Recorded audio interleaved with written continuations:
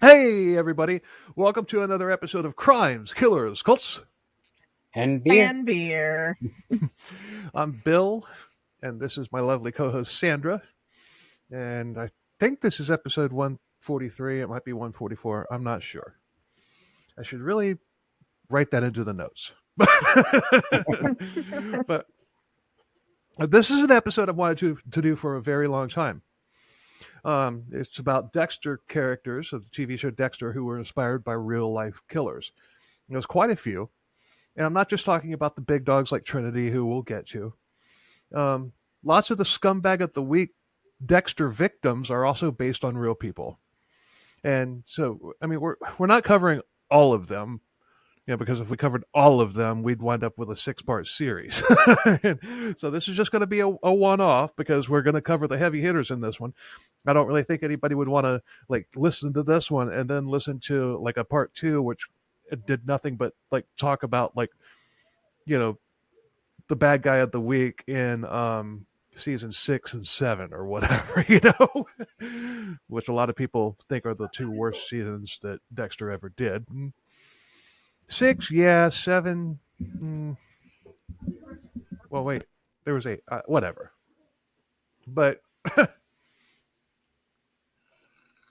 just some that caught my eye in the early seasons and a few from the later seasons and everything with the big bads.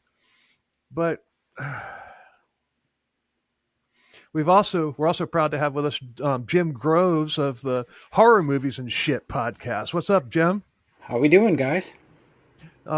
He's a true crime and Dexter fan, and he's sitting in with us on this one. Tell us a little bit about your podcast. Well, I do a weekly podcast with my buddy Mark. We met at a horror movie convention, and we were doing trivia, and I annoyed my partner at the time so much that he's like, "You guys should just record this." So we did, and that's what we do. We just talk, we drink, and talk shit about horror movies. Nice. Are they good horror movies or are they bad horror movies or are they Both. both? It's both. And we've been very lucky lately to get a lot of independent filmmakers and actors and actresses from independent films on the podcast. Oh, cool. That's The awesome. biggest, the one I'm most proud of was the actor that played Butterball from the original Hellraiser. It was amazing. We got to sit and talk to him for quite a while. He was a great guy. I don't know why. I think I've had too much to drink because his name is escaping me right now. Doug would probably know. He loves Hellraiser. That's one of his favorite things. He drugged me to the theater to watch it, because they were showing it at the Brandon Theater. And he's like, I've never seen it on the big screen. I gotta go see it. Just I mean, I get that because I recently went and saw the original Friday the 13th on the big screen because I'd never seen it before. Simon Bamford. Thank God for Google. I don't know why I couldn't remember his name. Simon Bamford. Yep. Well, we're gonna I'm gonna sum this up with a with a mic drop statement, and then we'll get started. But I digress. that insurance commercial. How are we gonna get out of here? There's a car sitting right there that's running. What are you, crazy? Let's hide behind the chainsaws. Yeah, that's about true. Yeah. So anyway, so we're gonna start with Brian Moser. Obviously, we have to start with Brian Moser, Dexter's brother, the ice truck killer. Now, he's a mix-up of 2 different killers. BTK, Dennis Rader, for one. Yep. Now, BTK didn't drain the victims of blood in an ice truck, but Moser's other trademark was to cut up Barbie dolls. BTK sent knockoff Barbie dolls to the press and to the police as part of his taunting. He's also likely based on a unsolved serial killer case in Istanbul, not Constantinople, where 8 people were murdered between 2000 and 2001. 6 women and 2 men were killed, and their legs were severed. That was Brian Moser's MO as well, but he did a lot more than just the legs. But you could also compare him to Jack the Ripper because of the surgical precision that Moser used in the cuts on all of his victims. That's fair. So I wonder, like BTK went silent, like radio silent for a very long time. He did. Do you think, like, I often wonder to myself, was it because he just couldn't get away being a family man and, you know, upstanding member of his community and all, aside from a murderer? Or do you think he was actually sated for a long time? What I think happened, he was getting old. He realized it. And he was just going to, like, basically fade into obscurity. And, but then when the anniversary of the Otero Motors came around, and they announced that, it's like, this is the anniversary and everything. And there was this author that was writing a book about the probably at the time was one of the biggest unsolved cases in in the U.S. next to the Lindbergh baby, Right. But of course he has a dark passenger like Dexter does. And the dark passenger was awakened by this, and the dark passenger in BTK's case was his pride and his ego. Okay. And he just had to come back, and he started taunting them again. And it's just like, he couldn't do it. And the most famous, gotten away with it. Yeah, if it wasn't for meddling kids. Yeah, that meddling dark passenger. But here we have a picture of BTK and Brian Moser. There we go. There you go. But so that's them. Hairline needs to recede a little bit more for right. Wow. But he just looks like an angry uncle. Like, I would not want to be alone with that man. He just looks like he would kick the shit out of you for saying the wrong thing. Yeah, we'll talk more about him coming up later, and I'm sure you know which one I'm talking about. But but anyway, we're not there yet. But by the way, BTK in this podcast is episodes 93, 94, and 95. Yeah, we did a 3-part on him back when Paul was the co-host. Nice. So, in season 1, episode 3, Dexter's father Harry was in the hospital. He was being poisoned by Nurse Mary, a nurse who had a lengthy count of people who had died under her care. And Harry knew Sounds that familiar. And I'm getting there, Sandra. I am. But Harry knew that she was killing him, and he told Dexter to take her out. Yeah, this was Dexter's first kill.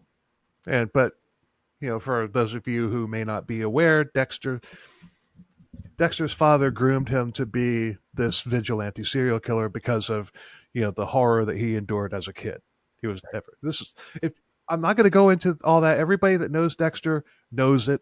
Everybody that is interested can go watch the series. It's on Netflix.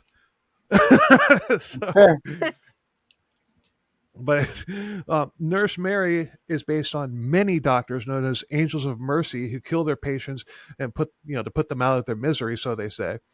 Like Richard Angelo, or Angels of Death who do it for a sick thrill, like Jolly Jane Toppin, Harold Shipman, or Michael Swango, which is episode 124, which I believe that was your first episode, wasn't it, Sandra? I believe it was, yes. I think it was. Well remembered. Well remembered. But that scene was recreated in the Dexter prequel, which just ended recently. It's called The Original Sin. Mm-hmm. And here we have a picture of Jolly Jane and Nurse Mary. Yes, Jolly Jane is, she was from a long, long time ago. So, I mean, I often wonder, especially with like the Angel of Mercy killers, where they get their ideas that it's their responsibility to end suffering. Like I'm fascinated by the psychology behind a lot of the motives, even though we don't normally get that sort of insight with these type of murderers. I'm fascinated by it. So I often wonder about very that. narcissistic, honestly. Like, I mean, you would think that maybe they might have I don't want to say altruistic, but you would think maybe they think, oh, I'm doing a good thing. But honestly, I feel like it's a power thing. It's I think it's more of a like a narcissistic thing. Like, I have the power to end this. I have the power to do this. It's within, my decision. But kind of, they're playing God. You know, really. That would be my take on it. Well, okay, and I put them. Yeah, I mean, say what you want about God. What was the suicide doctor? Kevorkian. Yeah. I mean, I actually put him higher than these people because he did like euthanasia. But his quote unquote victims went to him to have this done willingly. Right. Well, yeah, I think that was different. Like, I mean, I'm also one of those people that believe in euthanasia for people when they want. I mean, when they want it, and it's becoming more common. I mean, Oregon was one of one of the first states to really put that into effect. And it's, I mean, I think it's a good thing for people that are suffering that, they want to go out on their terms. And great documentary if you ever want to watch it, if you're kind of interested in something like that. But it's called How to Die in Oregon. And it follows some patients that, want to take the death with dignity law. They want to utilize it. So. Yeah, I mean, it just the whole aspect of it is really religion, because it's just like if you have religion, it's like okay, if you commit suicide, you're going to hell and all that stuff. But at the same time, if somebody as somebody that experiences chronic pain all the time, I mean, I can definitely see where, like, if like one of my worst days was everybody's, was somebody's like normal average for every day, and then it got worse than that progressively. I could definitely see where it just put me out, but then it's just like, there was that other case. This is Terry Schiavo. I just watched a documentary about that case. Yeah, I mean that she was brain she was brain dead though. She was brain dead, but at that point, like, she was tricky just because, we put a lot of emphasis on autonomy and the decision of the dying person. And her husband said she wouldn't want to live like that. But the problem is that her wishes... Then they're like, oh, okay, she sounds like a horny alligator in what she's saying. Well, and she's saying, and she's saying, "Oh, I want to live," and somehow they brought that out of what she said. See, but that doesn't really matter to me. Like, what really matters to me is the fact that her wishes were never truly well documented. We don't truly know what her wishes were. And my thing is, for whatever reason, her parents wanted to care for her. To me, I feel like, you know what, since her wishes weren't well documented, I almost feel like, let her parents care for her if they want. If that's what they want, if they want to care for her, let her care for her. I mean, I get it, but like, everyone knows that I would never want to live like that. I've told my husband, and here it is documented in film. Like, if I was ever a vegetable, like, please let me go. Like, that's not necessary to keep me alive. But with her, you don't really know. I mean, maybe she would have said, I would want you to exhaust everything, and if you thought that there was any hope that I could recover even in the slightest, keep me alive, was what she wanted. She didn't know. The moral of the story, that's a tricky one. The moral of the story is have a will. Exactly. That's what I was just going to say. Have a living will. Be done with it. Don't leave it up to anybody to make that decision for you. Right. Yeah. And for her, like I said, that the only people that could make decisions for her were her parents and her husband. And again, her husband said she wouldn't want to live like that. I could respect that maybe she said that to him before, but her parents wanted to care for her, and in lieu of her wishes and the uncertainty of it. One thing I don't remember about that case hearing about it was a lucrative life insurance policy. I don't remember hearing anything. Yeah. So, I mean, so it's, I do believe that when she started going downhill, she probably did tell her husband, just like, hey, I don't, if this gets any worse. Well, she didn't go downhill. She collapsed. She had a low potassium and her heart stopped. Yeah, she right. had a traumatic event, and then she lost oxygen to her brain. Right. So the thing with her was, it was a sudden thing. It wasn't like she was in decline. And he said, well, we've had conversations before, and at one point she might have said to me, I wouldn't want to live like that. But again, who knows what she said to him in passing, and she didn't have a living will. So to me, I feel like, her parents wanted to care for her, and as ridiculous as I might think it would be to, well, actually, Sandra, I'm kind of leaning toward your side now. So because it's like if there was no life insurance policy or anything like that, she's brain dead. She's not coming back or anything like that. I mean, it's like every doctor that examined her said that. But if the parents want to do it, let the parents do it. It's not going to hurt anything. It's just basically the husband would have to be like, okay, like I'm signing off on this. This is all you.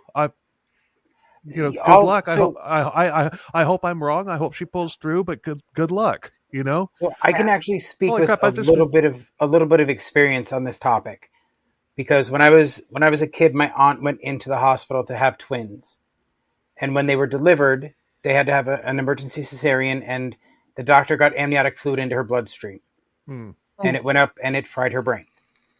Mm-hmm. Within 3 months, her husband did not want to take care of her anymore, so he did what at the time I thought was absolutely ghastly, and divorced her and made her a ward of the state. At that point, my grandmother then took over her care. Which, if that's the way that, if it had been approached that way, yes, he would have been condemned for a bit, but it would have absolved him of any of the crap he's had to put up with for the last, 30 years? Yeah. Yeah. I mean, and honestly, again, it's that thing where he could have just said, okay, I'm going to legally divorce her, and I'm going to allow her parents to take care of her to whatever extent they feel like taking care of her, and allow her to be in their care. Like, I mean, me personally, again, like, I know how difficult that must be to accept the fact that your family member is brain dead, that they're never coming back, that there's no improvement. But at the same time, it's not my decision to, they wanted to take care of their daughter. They wanted their daughter, and they felt like she was still there, and they were willing to sacrifice their time and money and effort and everything to care for her. And God fucking bless them too. If they want to do that, fine. I would have been like, release her to her parents, at that point. I almost think though, I have a little bit of respect because he did fight so hard for her, because I feel like he really knew that those were her last wishes. Right. I can speak from experience, when in past long-term relationships, you have those conversations with your partner. So I have no doubt that it got said. It just became sticky because the parents didn't want to give him that autonomy, when it really becomes a definition of marriage at that point, right? Is who now becomes the decision maker. Right. And I think that's where it got really sticky. So we can all sit in judgment all we want as far as what we think we would do. But in that situation, we just... Yeah, you don't know. Yeah. No, we don't. And I don't think either side should have really been condemned. I don't think either side was evil or wrong or something like that. I mean, I know that, if something like that happened to me, that Doug would be like, she didn't want this, she don't want this. And I don't think any of my family members would believe that either, because I've told them the same thing. But shit, what if they did? What if my mom said, well, I want to care for my daughter? Like, neither one of them is wrong. Neither one of them's wrong. If I don't disagree. Didn't write my wishes in a living will. Exactly. That's the part I was going to say. I have a living will set up. So That's all taken out of the equation. I have well documented what I want done if something happens. Yeah. I'm going to say one thing, and then we'll move on.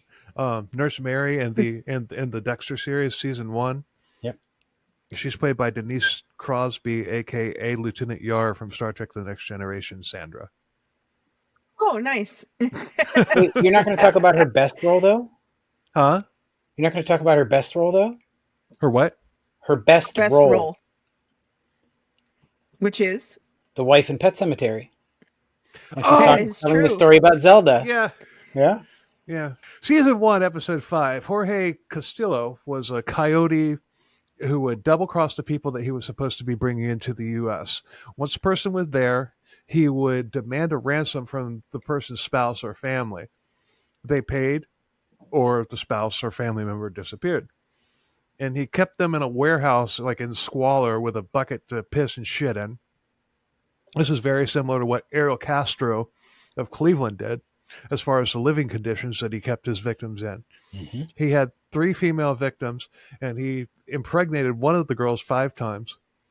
But he always made sure that they had miscarriages. One of the girls actually did give birth, and one of the girls actually managed to escape the house, which led to Castro's arrest. And he killed himself shortly after the arrest. But he kept these women in his basement for years, raping and abusing them like all the time and everything, setting them against each other, torturing them. You know, just basically, yeah, they could make a really nasty horror movie out of that story.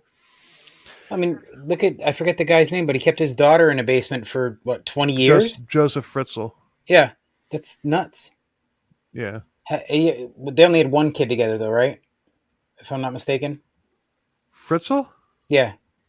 He had multiple kids. Oh, did he? Yeah. With his daughter?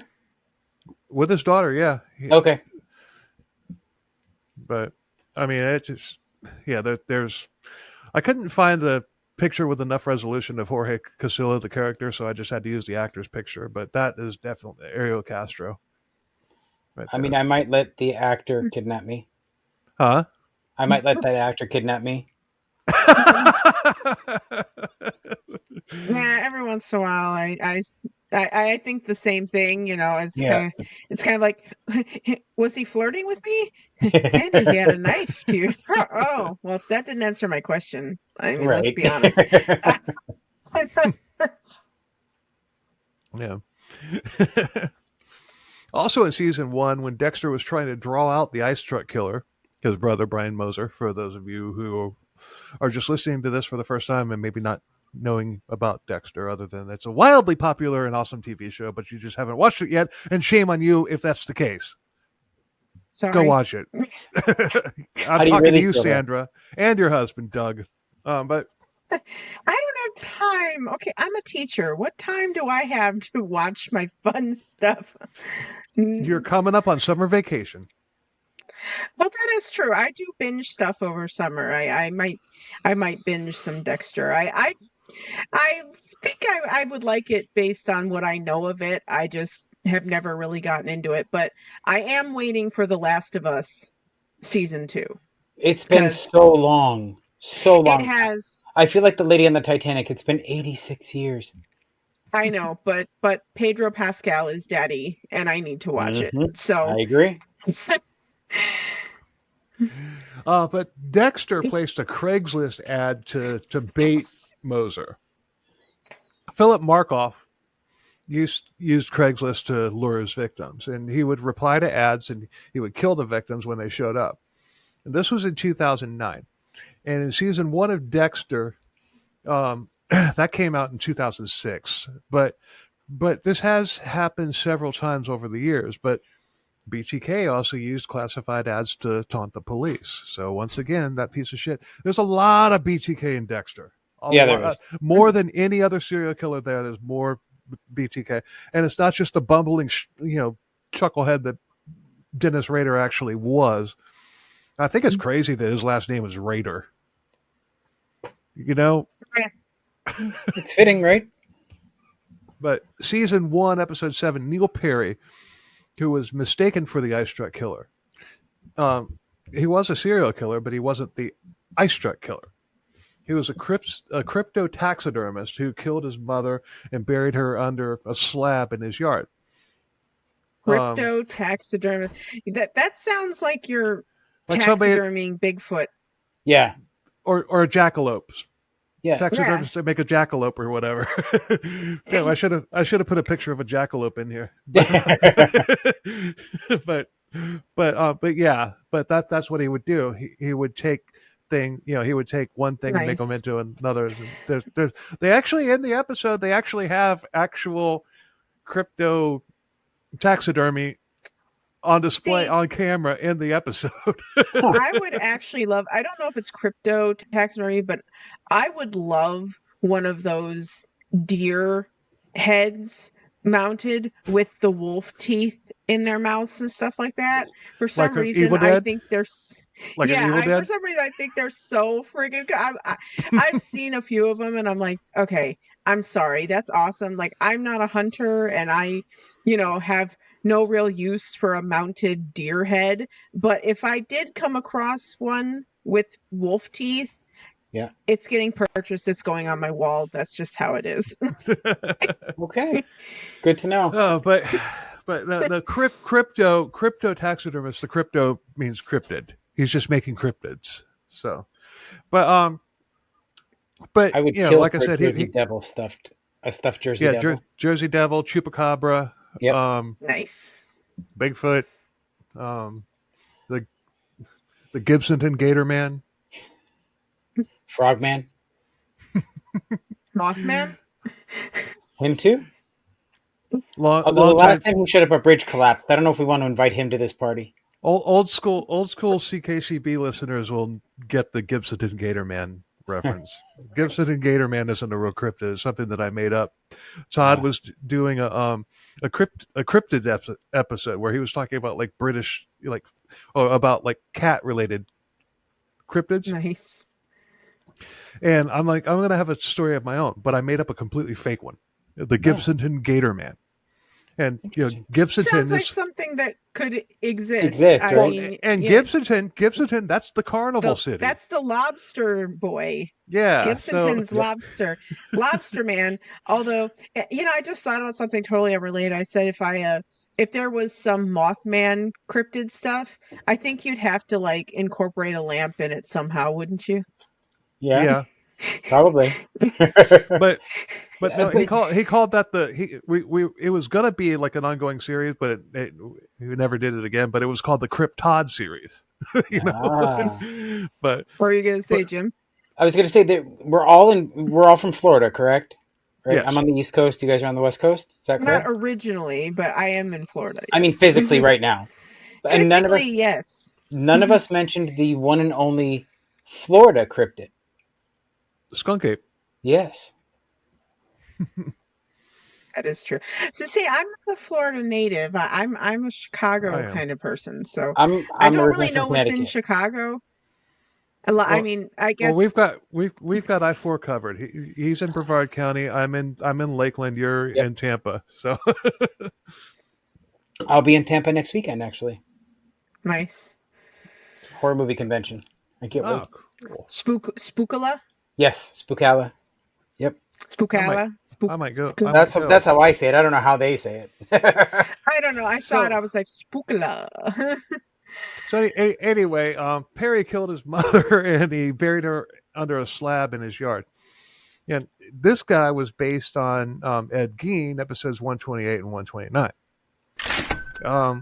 He also brutalized and killed sex workers, which a lot of these chuckleheads do. Yeah.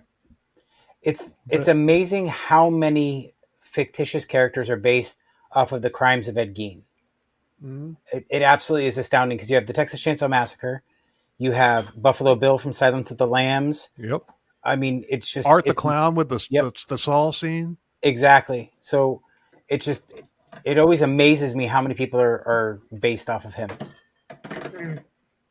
Yeah, but also the actor that plays Neil, looks very similar to Israel Keyes in some of the photos. And when I made the photo, I couldn't find the picture of Israel Keyes that looked like the guy that played Neil Perry. Neil Perry was also that crazy guy in Battlestar Galactica that was like taking control. He's like, graph 1, we do this. Graph 2, we do that, and then wound up getting killed by Baltar. But anyway, there it is. We have Neil Perry. Okay. We have Ed Gein and Israel Keyes. But put a pair of glasses on him, shave his head down, and I don't know why I couldn't find that photo again, but whatever. But actually, somebody that comes up later looks more like Israel Keyes than this guy does in this picture. But whatever, it is what it is. But in contrast, though, Keyes didn't want the publicity. He didn't want to be wrapped up in what he called true crime bullshit, which there's a great podcast, a multi-part podcast, standalone podcast about Israel Keyes' case, like a serious, like 10, 12, 15-part deep dive called, and they called it true crime bullshit. Yeah, it's like all the Israel Keyes you would ever want. But Perry, on the other hand, he wanted the exact opposite. He wanted to be famous. So, but I really do think that Perry had something to do with, with what they came up with for Israel Keyes, and I think that this role reversal was intentional. That's just my opinion. Do you want a little bit of useless movie trivia? Sure. So from The Exorcist, 1974, there's a scene where they have Linda Blair's character go into the hospital for some medical tests.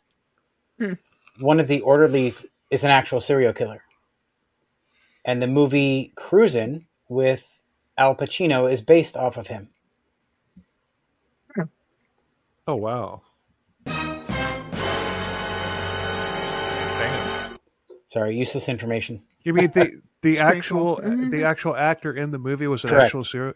Right after the movie was shot, he was arrested. It's like got Rodney Alcala vibes. Valves. But in that same episode, Jeremy Downs, he was a misguided teenager, and he killed a man who had raped him. But, he had killed an innocent person, which put him on Dexter's radar. He was a gay sex worker as well. Jeremy Downs was. He wound up killing himself in jail. This could have been based on Ricky Casso. Ricky Casso was a drug dealer and a druggie. It's like you look up the term "never use your own stash," yeah, and there'd be a picture of him. Okay, but he killed a friend of his in what was judged to be a satanic ritual, when all it was a drug-fueled, just temper tantrum. Ricky just wanted to kill somebody. He was caught and he was killed, and he killed himself while he was in jail. And this happened during the Satanic Panic, and it kicked the Satanic Panic into high gear. I mean, Ricky Casso is episode 15. I got a picture of Jeremy Downs and Ricky Casso. As soon as you said that it was deemed to be a satanic ritual, I was going to ask when it took place. Yeah, it was in the 80s. Yep. But I remember the Satanic Panic well. So do I. Although, just for shits and giggles, I'm going to show you a picture of me when I was about the same age as Ricky Casso. Ricky Casso's a couple of years older than me, but and I mentioned this on the episode, but I hadn't figured out how to do this little this crap yet. But so here it is.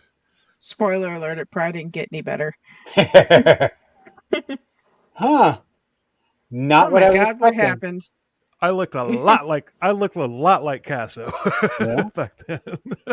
That cross earring, like fucking. That is 1987. This was 89. 89. So I was close. I mean, in a decade, I'm off by 2 years. That's not too bad. Right.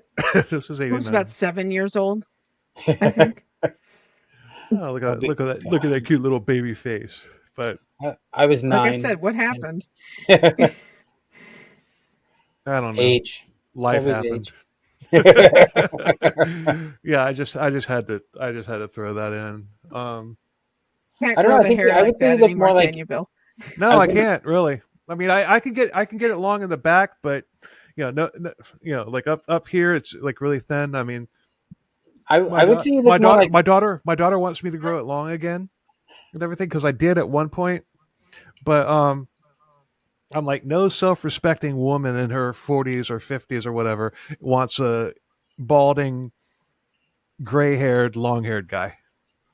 I would disagree. I've seen women with exactly what you just described. He said self-respecting. Oh, right. That's the piece I was missing. Gotcha. But I will say this for you, Bill, is you look more like Eddie from Stranger Things than you do the murderer. Cool. Eddie Munson. He was based on Damien Eccles of the West Memphis 3. Yes, I know. Which he was innocent, by the way. That's one that we will cover eventually. That's so many things to cover with that one. Yeah, that's a big one. That will be a minimum 3-part episode. Yep. But now we're into season 2. Okay. Episode 6. A man named John Henry claims to have survived an attack from the Bay Harbor Butcher. Sandra, the Bay Harbor Butcher is Dexter. Right. Dexter obviously knows that the guy's attacker was not the Bay Harbor Butcher. He claims the Bay Harbor Butcher tied him up in the boxcar of a train and assaulted him.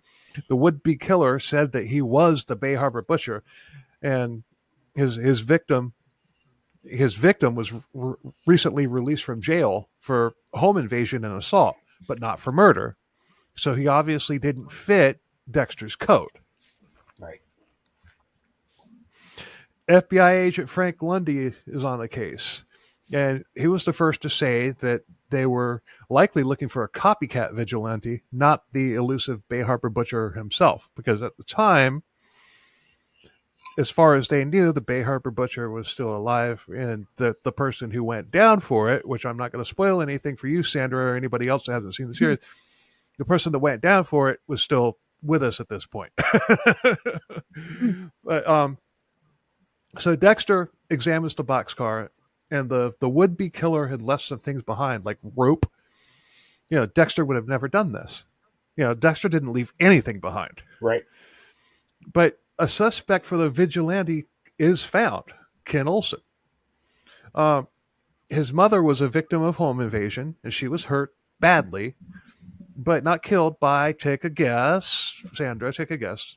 Jim knows. I've given you the information already. Mm-hmm.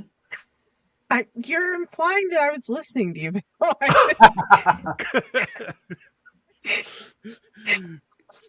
John Henry,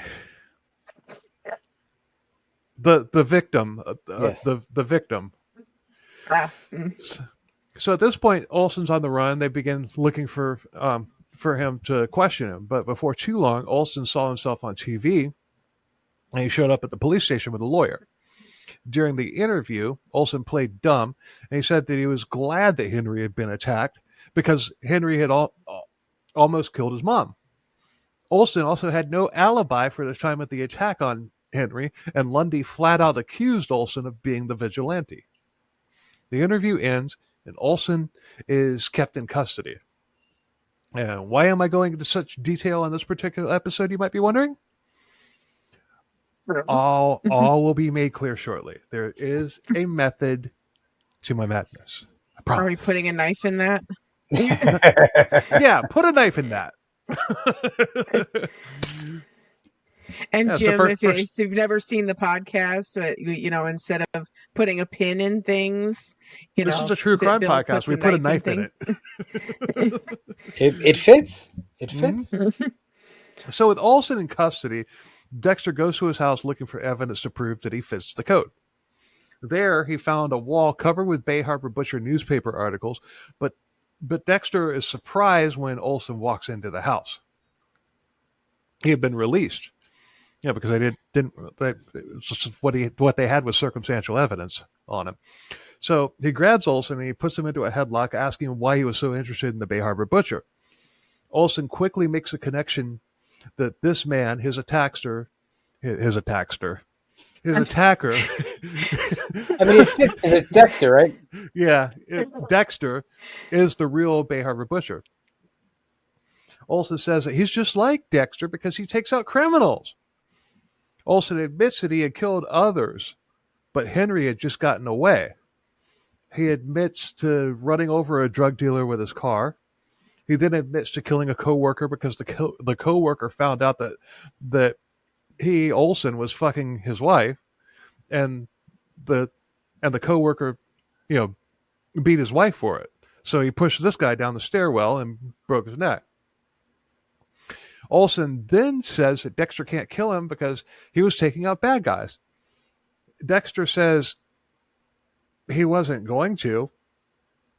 He wasn't going to kill him until now because he admitted and boasted about 2 other murders. Like, you dig your own grave, motherfucker. Surprise, motherfucker. So Dexter chokes Olson out. When Dolson wakes up, he's in the very same boxcar that he had taken Henry to, and he's strapped to a table now, helpless and afraid. Far too late for a beg for life. Receive the mercy you gave. If you know, you knew that would happen at some point in this episode. Because that's a line in my song, Dark Passenger, on my album Intruder.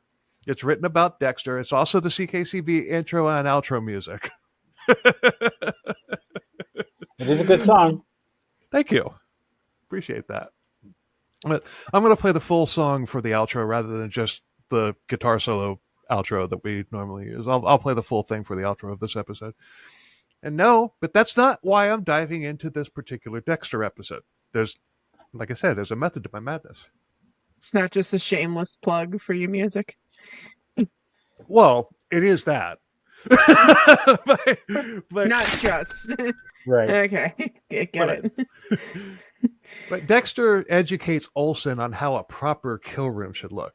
Plastic everywhere, clean, not a dirty boxcar. I mean, they're in the dirty boxcar, but it's all wrapped up in plastic and everything. So it's clean and sterile where they are.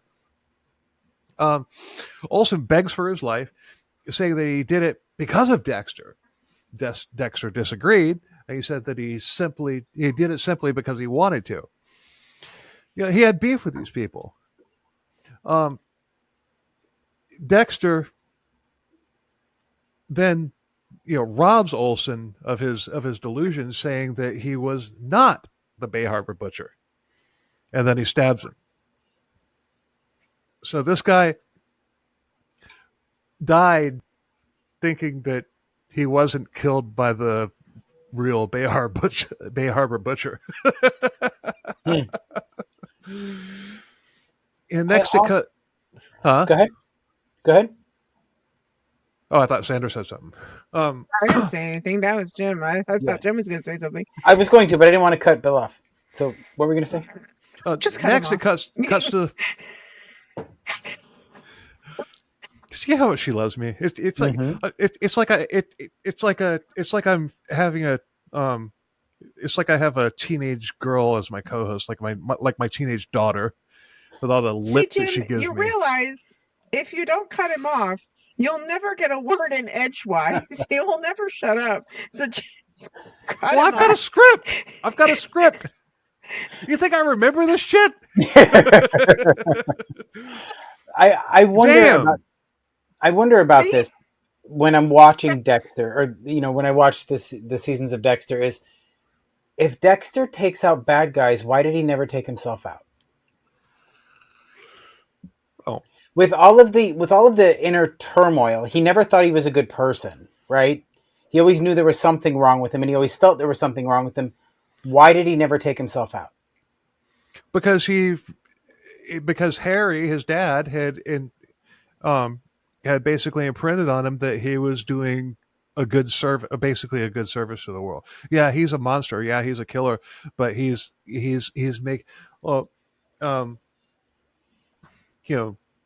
like like it says, I'm correcting what in my song. I'm correcting what the law got wrong. And I can't even remember the freaking lyrics to my own song right now because it just I try to focus on it and right out the freaking window. But still, too many Bud Lights. No, it happens. I know how to play about 200 songs plus on guitar and everything. But you ask me if I've got a guitar in my hand. You ask me what songs I know. No, none. None. I can't think of any. Like it's the same. What's your favorite food? I have never eaten anything. I've never eaten anything in my entire life. So, Bill, what you just told the entire world and all of your listeners is you suffer from performance anxiety. No, it's a well, maybe so, but it still is a common thing among musicians. I don't disagree. It was just it was actually a sex joke. Like, I'm surprised you have a daughter if you have that problem. God damn! I caught it, Jim. I know. You saw me smile. I did. Bill just... Sorry, I had to, Bill. You opened the door for that one. See, this is why you have me and someone else, Bill, so we can gang up on you. But you can throw barbs back at me. I mean, your listeners aren't going to give a shit about that. See, he can throw them back at me. Like, my feelings aren't hurt. It's just the viewers would be so upset if he said something cruel to such a lovely young lady such as myself. Because you're very, very demure, right? Yes, exactly. Thank you. I am.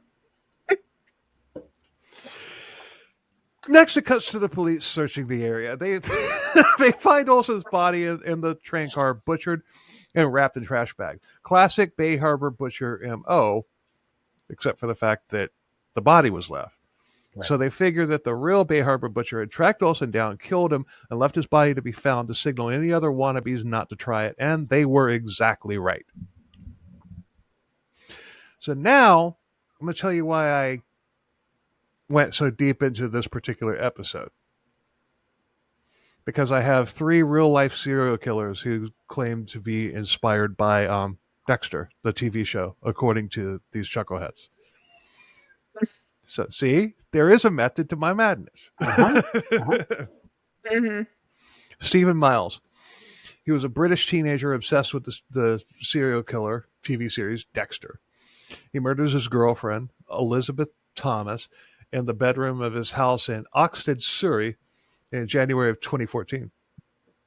Miles had been diagnosed along the autism spectrum. He dismembered Thomas in a manner close to how Dexter Morgan rituals from the show were done, removing her legs, but only a single arm.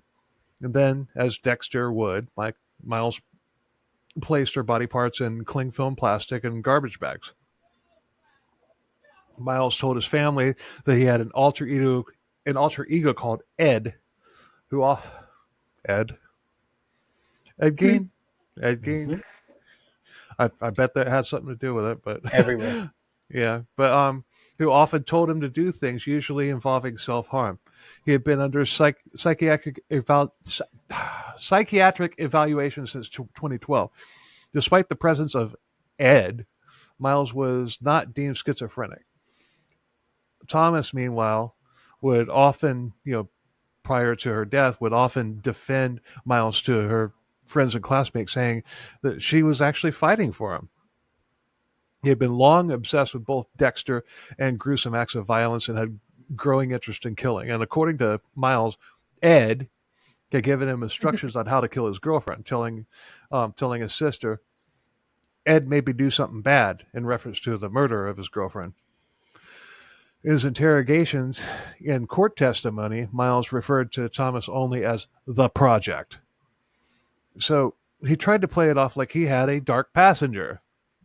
So he was sentenced to life with no parole, and he's been in prison. He was sentenced with God damn it.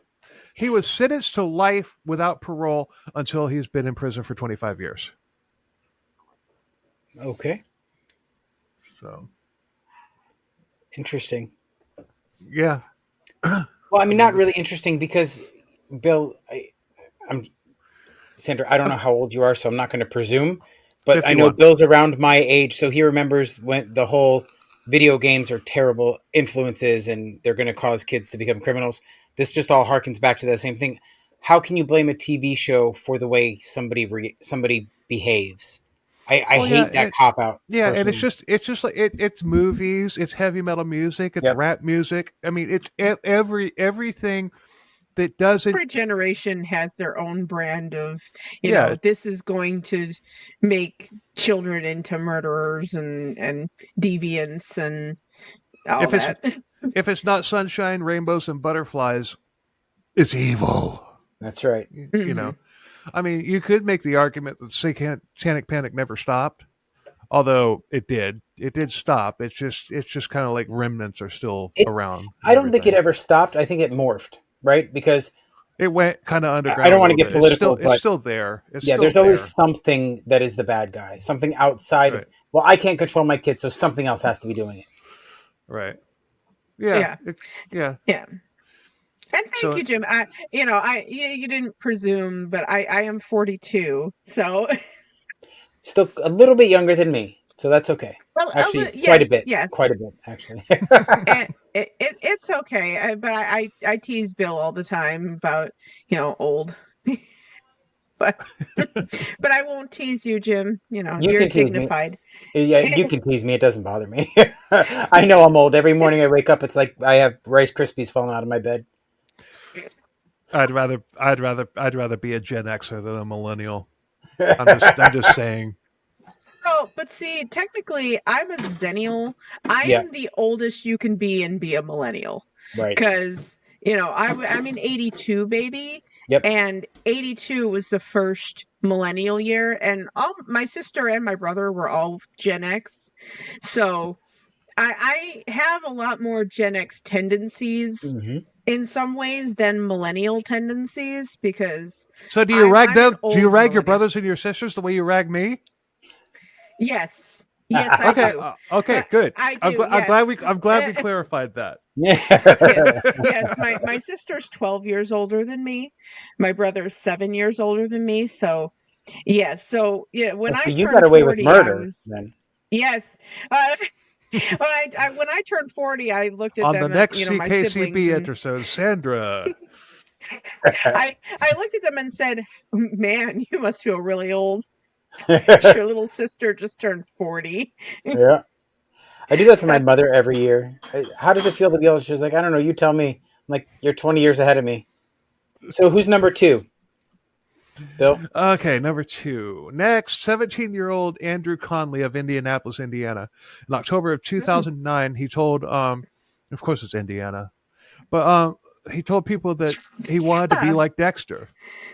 I'm from Indiana. Don't you? I know. I said. That's why he said that. Damn right. Gotcha. That and a lot of cults came from Indiana, too. Oh. Ooh. We're just good at cults, I guess. I don't know. Got to be good at something. Farmland or cult. You got to be good at something. It sure as hell isn't road construction. Well, no, I will 100% agree with you. That is very, very true. I'm with you on that one. Indiana is fabulous when it comes to the roads. So's Florida. Let's be fair. I mean, I'll take driving in Palm Bay versus driving up a highway or an interstate for that matter in Indiana any freaking day of the week. I live in Palm Bay and they just redid my road. So it's not too bad right now. They didn't just patch it. They didn't just patch the pot. No, this is the third time in 5 years they've retarded my road. Holy crap! There must be somebody important here because I don't pay that much in taxes. Wow. Anyway, he told people that he wanted to be like Dexter. He also said he had also been telling people for a year that he fantasized about killing people. Well, obviously, if you want to be like Dexter, then you got to also want to kill somebody. Well, they could just want to be a blood splatter expert. It's just research, right? Yeah, true. Or he could want to have gorgeous women like Rita or like Hannah McKay or what was the name of that British girl that he was with? Oh, I don't remember. I don't remember. I know you don't remember, Sandra. I don't remember. You know what? Like, I don't remember. You're lucky that after work and everything else, after the weeks that I've had, that I fucking remember my name. Okay, like, Fair enough. lucky. But oh my god, I think about blood spatter expert, and that would be the craziest career to actually have. You know, like, what do you do for a living? I'm a blood spatter expert, but I mean, I sit in a room with like a pig carcass and chop it with an axe and see where the blood goes, and Right. that's when you we walk actually away from your date.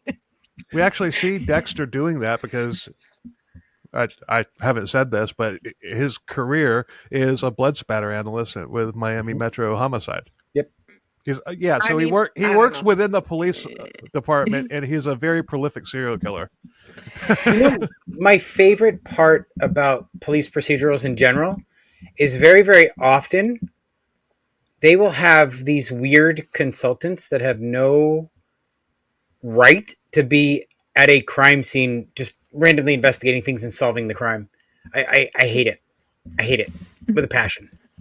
Well, they don't do that in Dexter. They run everybody off that's not supposed to be there unless a freaking horny detective going through a midlife crisis brings his little hot girlfriend along. Right. Fair enough. But a few weeks later, by the way, Jim, me getting tongue-tied, that's common whether I'm drinking or not. Okay. Fair enough. A few weeks later in November, he strangled his 10-year-old brother while they were wrestling. He wrapped the boy's head in plastic bags, but the strangling and suffocation wasn't the cause of death. The cause of death was that he bashed his brother's head in on the ground repeatedly. He then drove to his girlfriend's house and gave her a promise ring with his brother's body in the trunk of his car.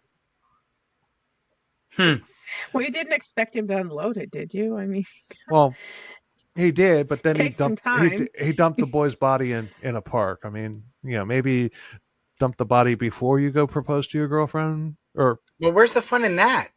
That was her dowry. Actually, you know what? That was something that Dexter would have done.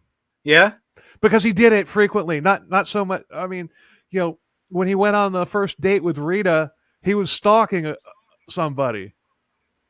I mean, again, you gotta invest the time.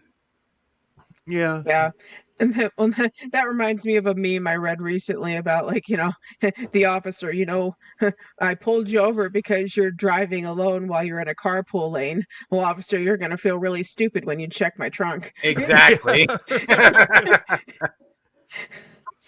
So he was arrested and deemed to be a psychopath, but he pled guilty in September of 2010, and he was sentenced to life without parole. But next is the most infamous one of all. This is the one that most true crime podcasts feed on. And I'm leaving a lot out of this one. I mean, this is somebody that we'll probably cover at some point in detail. But for now, we're just going to give you the Reader's Digest condensed version of it.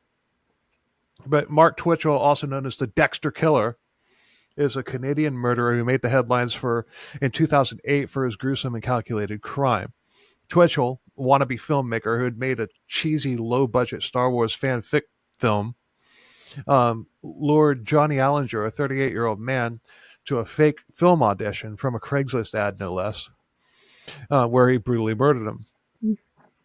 Twitchell's motives were seemingly driven by a twisted desire for notoriety and a fascination with the TV show Dexter, which follows the life of a fictional serial killer. But this case raised questions about the influence of media on violent behavior and the disturbing reality of a killer hiding in plain sight. So, I mean, we already kind of touched on that earlier, but so is Dexter responsible for these murders?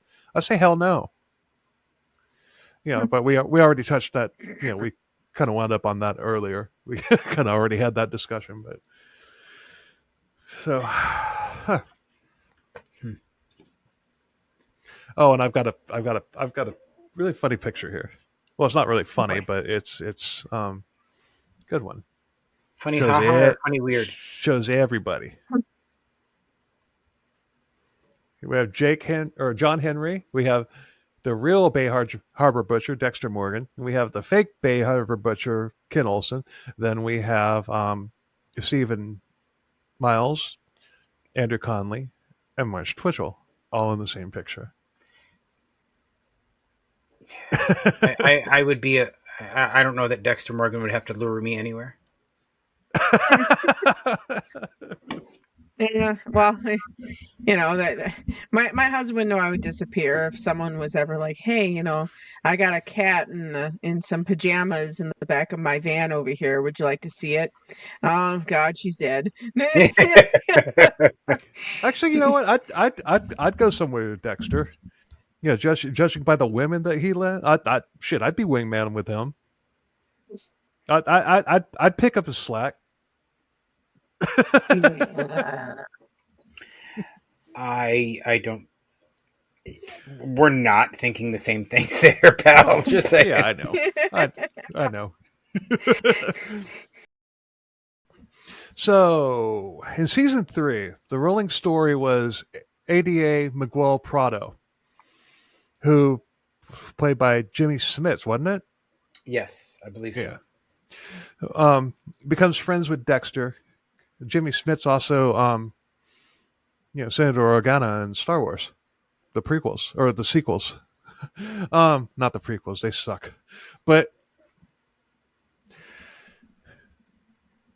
he becomes friends with Dexter, and he catches him in the act right after he had killed somebody that he was also after.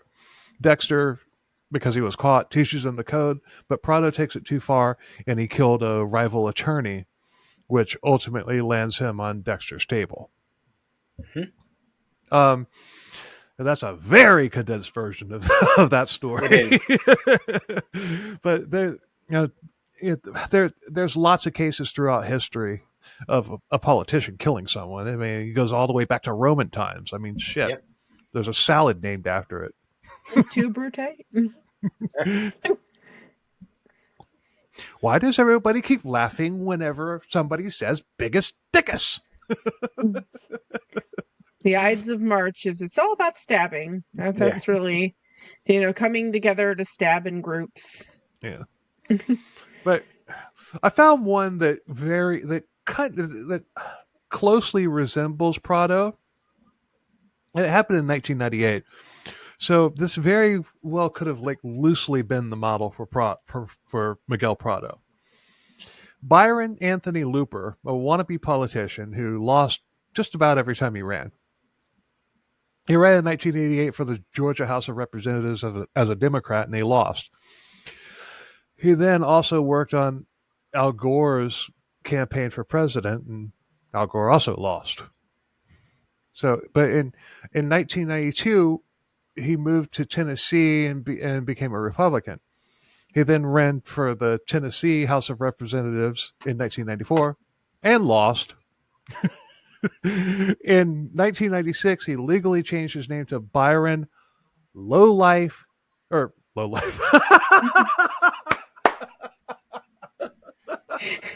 That's probably the best freaking tongue tie that I've done in the history of this fucking show. Lowlife. Lowlife. At least he's honest.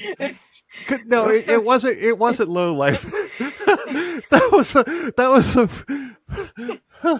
I'm not going to say it was a Freudian slip, but it was something similar because my mind was thinking about him and everything. He legally changed his name to Byron Low Tax Looper. I like low life better. Yeah, me too. And he ran for tax assessor where he actually won for once, but he was horrible at it. There were lots of irregularities in his reports, and he actually rarely showed up for work. March of 1998, he was investigated by the TBI and was indicted on 14 counts of misconduct, fraud, theft, among other things, even inappropriate conduct around females, female subordinates. He was removed from office. Every time I hear the word females, I always think of a Ferengi. That's what I think of, females. Anyway, continue. I think he let. I think he let the females in his office wear clothes. But Star Trek reference. But yes, Ferengi women are not afforded the luxury of clothes. Clothing, yeah. Creepy. Yeah. But he was removed from office in 1999, and the Republicans actually disowned him. And that's saying something, right? They don't disown anybody these days. Hey, no politics. I'm just telling a story. Yep. Nope. I don't want to alienate half my audience. No. So, in 1998, he ran. So we're backing up a little bit after. I just had to throw in a bit about him being disowned by the Republicans. But in 1998, he ran for Tennessee's 6th and 15th districts for state senator. He was running against Tommy Burks, who was expected to win in a landslide. But on October 19th, 1998, Burks was found in his car with a bullet wound above his left eye. There was actually a witness that saw Looper do it. Looper hauled ass, but he was later found in Hot Springs, Arkansas, with a childhood friend, Joe Bond, who later testified against Looper. This is the best part of the story. On Election Day, so basically, lowlife Looper was running unopposed because it was so close to the election. Huh. But on Election Day, Burke's wife won in a landslide by write-in votes. I mean, nice. How awesome is that? A landslide. Wow. It wasn't even close. In 2000, Looper went on trial and he was found guilty and he got life with no parole. Yeah, I looked for all these stories and everything. I hadn't heard this story before. I mean, no, either. I went into detail about it because because there's not really enough to do an entire episode on. Right. But here I got a picture of Prado and low tax.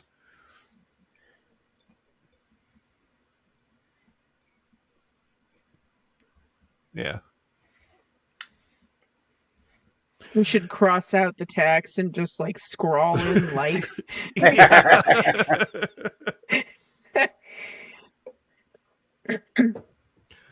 But all of these people, oh my God, they kind of look the same. I mean, he looks. I don't know. Prado looks more like a politician than Lowlife does, though. I don't know about that. Prado sort of looks like a cartoon villain. Like I expect him to be twirling his mustache. Yeah, I can see. Well, he kind of was in Dexter. Yeah, true. So now we're to Trinity. Trinity. Of course, we're at Trinity. How could you not talk about Trinity? Finally, we're going to talk about Trinity. Which, and Sandra's sitting there. Who the fuck is Trinity? Is this a Catholic thing? It kind of not really. No, he was probably more of a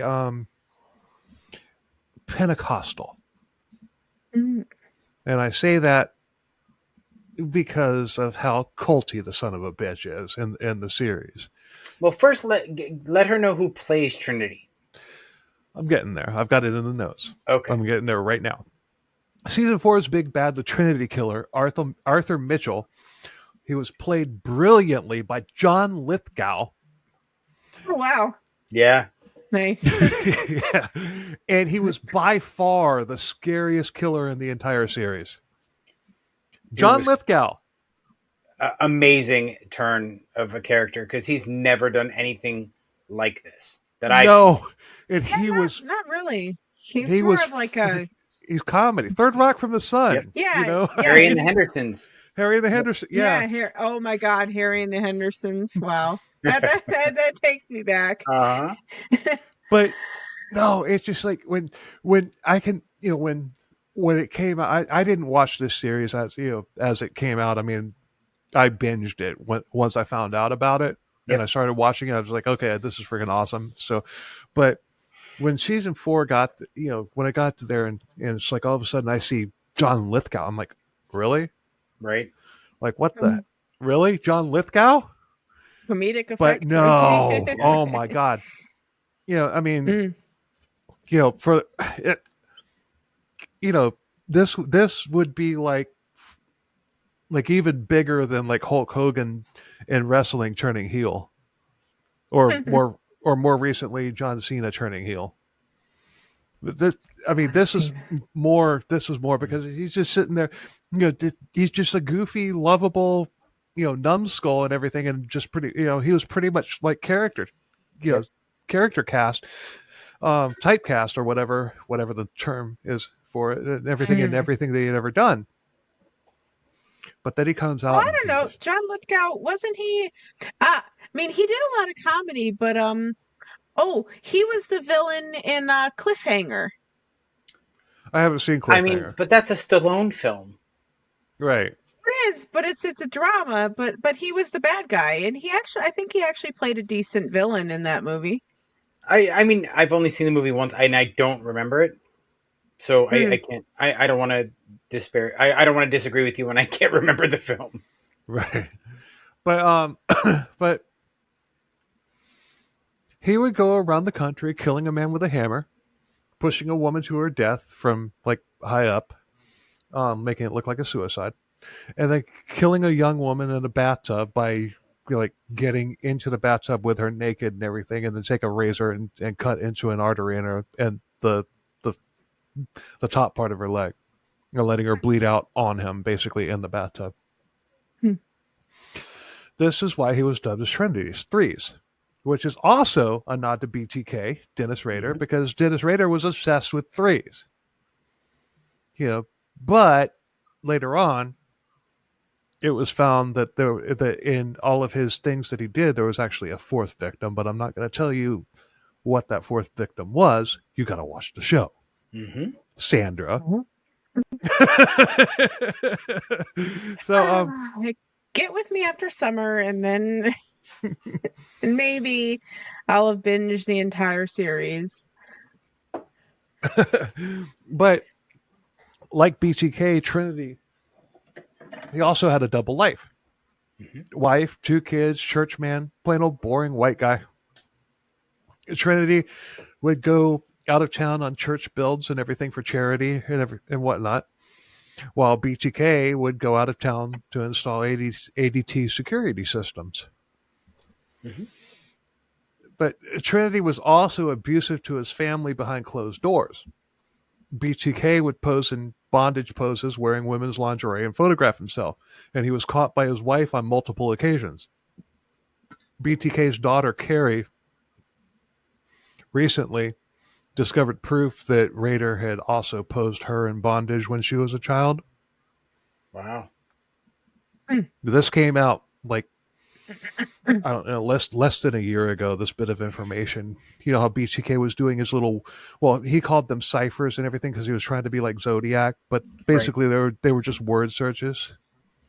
But as she was going through all of these word searches, she found Carrie, bondage. You know, she found proof, and she went and confronted BTK about it. You know, her dad about it, and he, of course, had nothing to say. Well, fucking piece of shit. I mean, she was a baby. He was doing that shit to her. Awful. Yeah, I mean, there's one killer. I wonder if they got a little bit of inspiration from, because Bill, I think you and I talked about it when we were first introduced with Matt. Is John Crutchley. Because he would keep women in his bathtub and then drain their blood. I don't know that one, or I don't remember that conversation with Murder Matt. I think, but okay, maybe we didn't. Maybe that's just where you and I started chatting, because Matt did an episode on John Crutchley for Murder Coaster, and Crutchley, freaking Port Malabar, yes. Florida. Oh, okay, yeah, 2 miles down the road from where I live. Yeah, that was. Oh, give us a recap of that one because it fits. Yeah, so he was arrested because he had a woman tied up in his bathroom. He had her naked and he was draining her blood. And she was so weak she couldn't escape.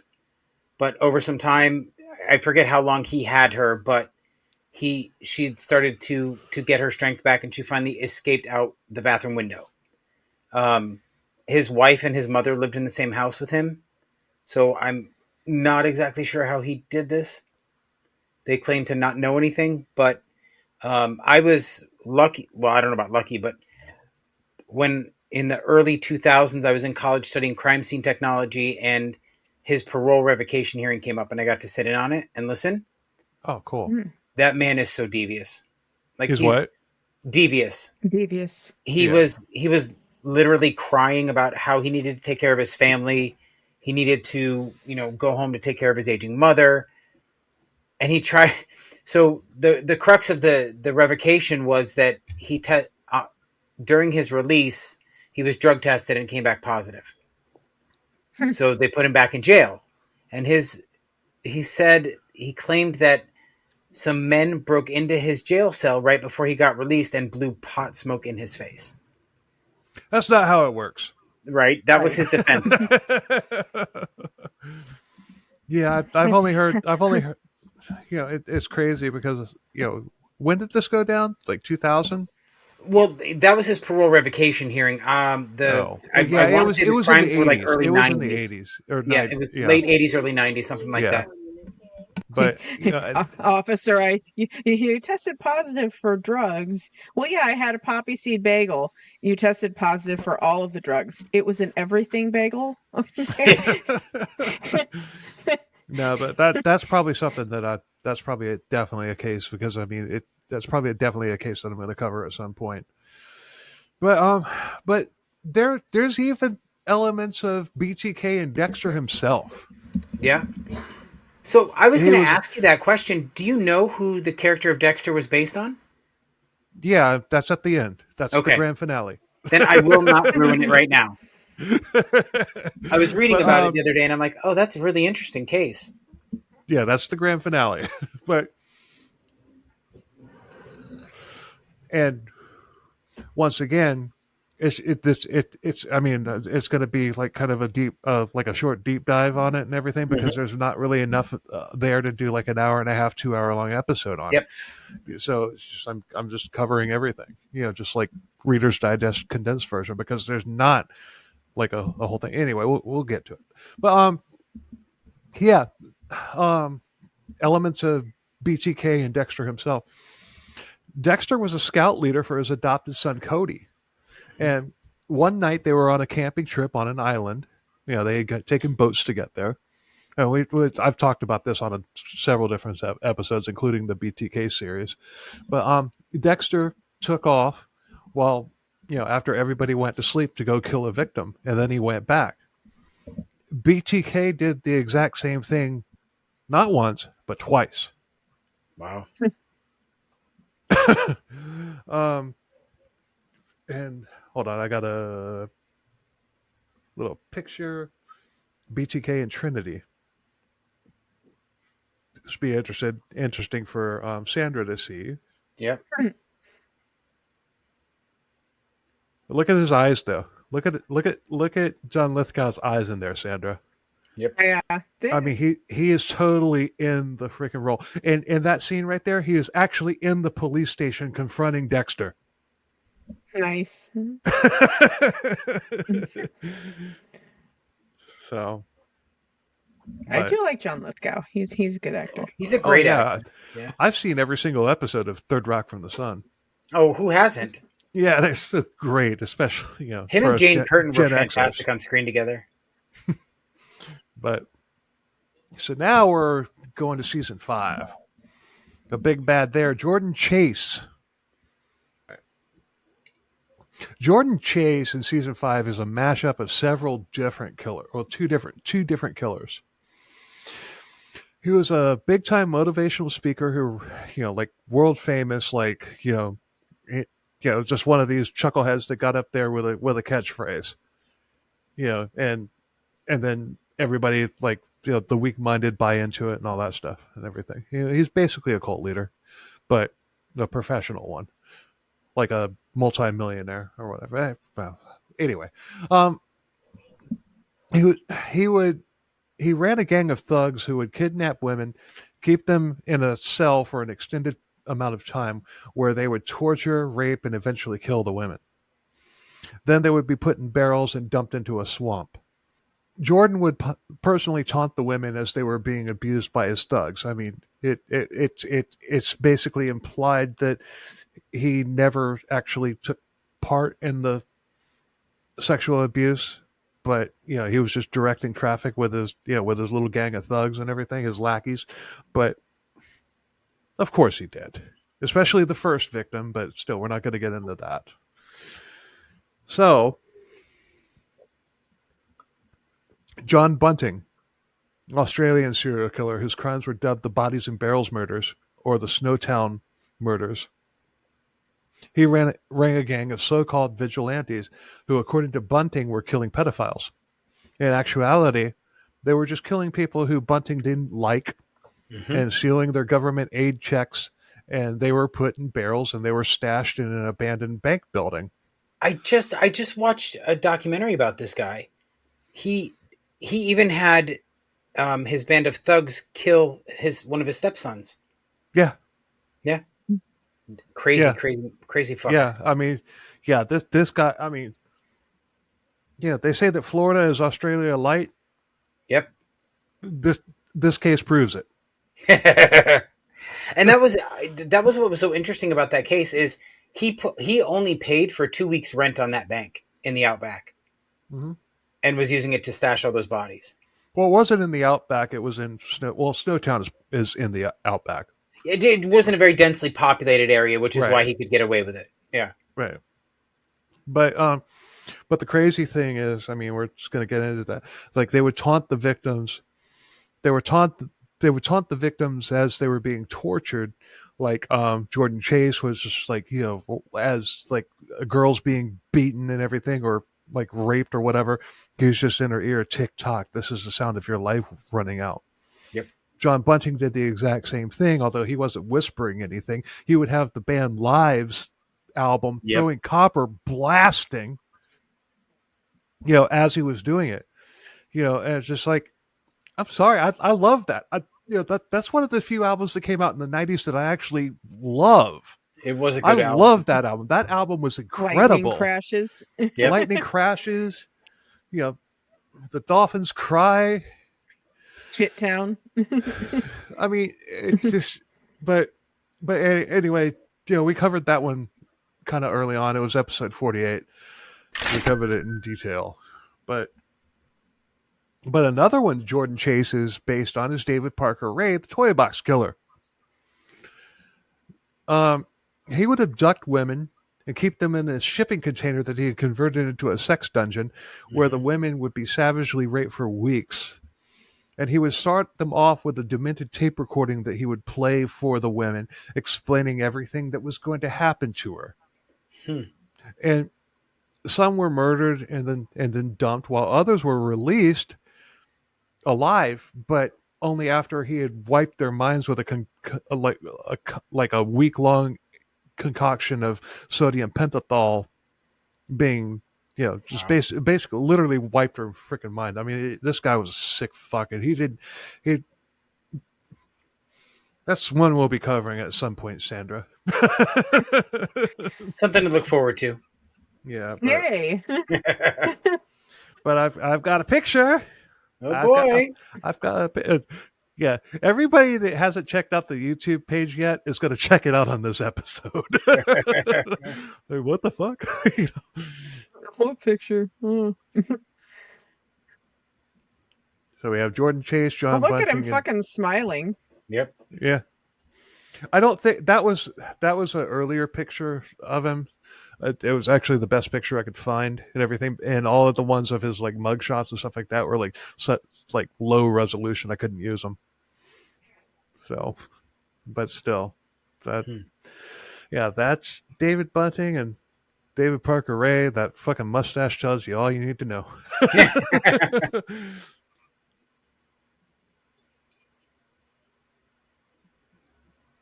Who played Jordan Chase?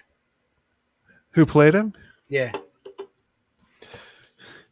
It totally went over his head. I was just like, fucking with the mustache thing. I know. Well, I heard you. I was like, put that picture up next to Jim because I was like, they kind of bear a little bit of a resemblance. Only the mustache. Only the mustache. Okay. That's it. It was Johnny Lee Miller that played the character of Jordan Chase on the. I was like, I knew that face. Yeah. I could never grow my mustache that long. The minute it touches my lip, it hurts. Can't do it. I can't even grow a full beard. My mother always told me I'd never be able to either, but she's wrong. It just looks like pubic hair all over my face, so I don't keep it very long. No, I have like patches. Yeah, I get patches and stuff like that. I mean, I can. Hey, Doug grows a nice beard. He has a nice beard. I didn't want to make it weird, but he's got a great beard. No, he loves compliments on his beard. Like that's his pride and joy, and and it's also funny because like other men I know that can't grow beard, like my brother is one of them. He says all he can ever grow is like a scarf. Yeah. He's like, I can grow myself a scarf, and that's about it. Like I just can't get it. It gets to the point where it's just hanging off my chin, and I'm like, I just keep pulling it. I'm like, fuck it, I'm shaving. I gotta shave it. But so in season 6, the police find a body of a sex worker who had been dumped on the riverbank. She had been bludgeoned, and Dexter had found a broken tooth in her mouth. And this rang a bell in Dexter's head. It just like struck a memory. He remembered an Oregon serial killer, Walter Kinney, a.k.a. the Tooth Fairy Killer. He would beat sex workers to death and take a tooth as a trophy. And he would be an old man at the time, and Dexter figured that he had come to Miami and retire. Dexter tracks him down and fakes a friendship with him, and he was a bitter, crude, disgusting, vile man. But he vetted him, determined that this was, in fact, the Tooth Fairy Killer. And he even went so far as to find his trophy box in a storage unit. Teeth. Mm-hmm. So, lost my place. Okay, Kenny found out who Dexter was, and Kenny tried to kill Dexter, but Dexter, obviously much younger, much more experienced, turned the tables and killed Kenny.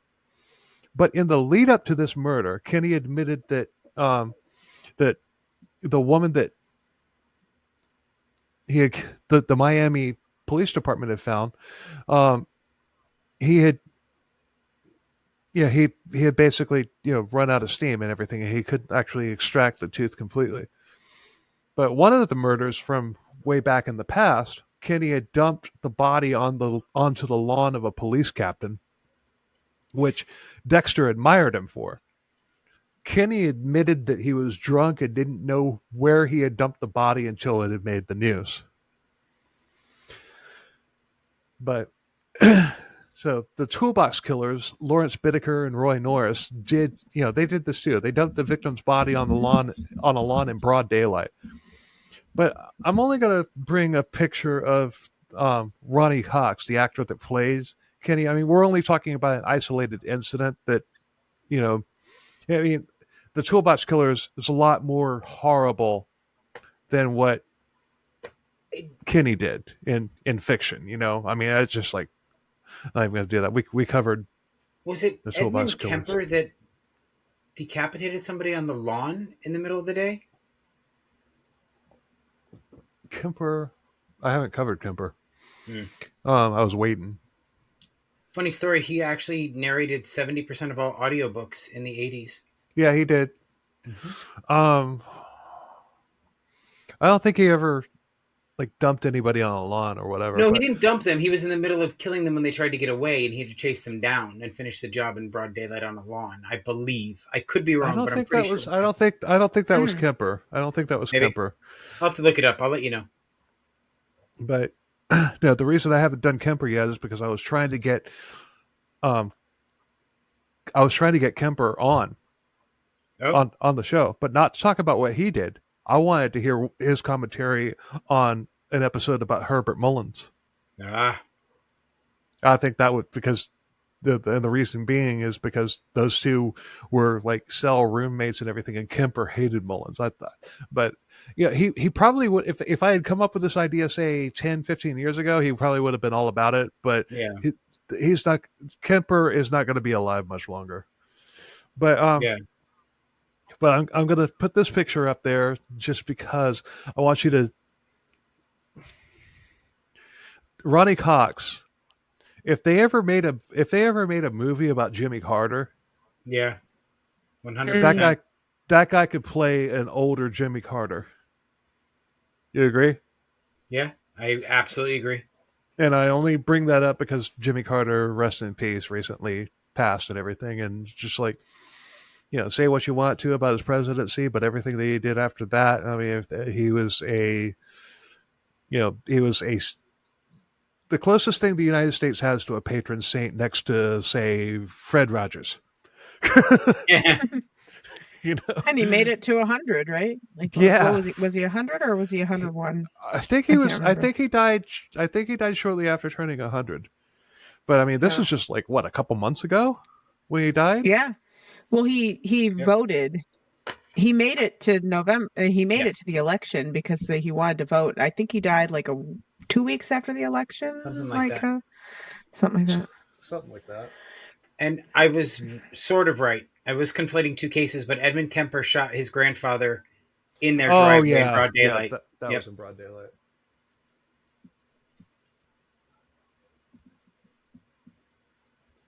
Okay, I got the next one ready. Season 7. We're winding down. Season 7, we meet the lovely and dangerous Hannah McKay, who Dexter would ultimately fall in love with. Mm-hmm. Like soulmate material. Yep. She was a poisoner serial killer, but when she was 15 years old, she went on a rampage with her adult boyfriend, Wayne Randall. This was based on Charles Starkweather and his 14-year-old girlfriend, Anne Fugate. Yep. But there's also elements of Henry Lee Lucas and Wayne Randall. Police took in the series. They took Wayne Randall around to various locations and everything to find victims and stuff like that. And they found him. Yep. They found victims in Wayne Randall's case, but Henry Lee Lucas, they obviously didn't, because Henry Lee Lucas was full of shit. He played the cops like a fiddle. So, but I got a picture. I got a picture.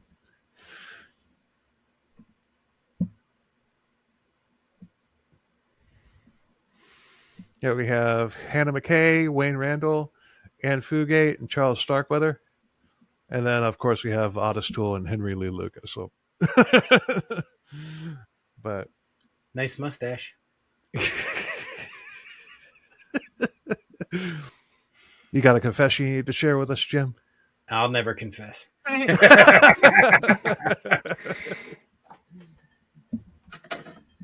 We are almost done, I promise. No worries. No, big worries. It's 10:17 at night, Bill. Come on. Also in season 7, Joe Jensen, the Phantom Arsonist. He would stage fires where his victims would be burned alive. And in one scene, he boarded a bus and sprayed it down, just sprayed down everybody with gas, and he lit the thing on fire. And he had a fire suit on, and he just walked off. In 2008, a Canadian man named Tim McLean boarded a bus and was stabbed and beheaded and cannibalized on the Greyhound bus. His killer, Vince Lee, was apprehended, but was found not criminally responsible for a murder. He was released in May of 2015. And while this wasn't an arson case, it was on a bus and was likely the inspiration for that scene. no picture on that because I put the wrong person up. But there have been other arsonists that use fire to kill and everything. Otis Toole, for one, like we just talked about in the picture with Henry Lee Pucas. But Henry Lee Lucas's episodes 51 and 52. Yet in another season, yet in another episode in season 7, Ray Speltzer, an unstable like musclehead, probably doped up on roids and everything, he would seduce women, get them to his house where he has a death maze set up. He would then dress up in his Minotaur outfit, which was basically just a horned Viking helmet with a mask, and he would hunt them through the maze and kill them with like death metal music going, blasting. Another person that probably would have taken me out. That sounds like a lot of fun. I know, I'm thinking about that. I'm like, yeah, that sounds right? Doesn't sound half bad. I'm like, I'm like a Minotaur costume. I mean, but then again, you're talking to someone. You're not walking out of it, Sandra. It doesn't matter. Let me enjoy getting there. But but see, I'm also the kind of person that if you've ever seen the movie Legend with Tim Curry. Oh yes. I mean, yes. I'm sorry. You wanted to be Mia Sarah, didn't you? I did, and not for Jack. Yeah. I mean, I didn't want the unicorns to die, but you know what? Darkness can take me back and put, yeah. I mean, I think when she put on that dress, I think everybody wanted to be her just a little bit. Because that was a pretty fierce dress. A little bit.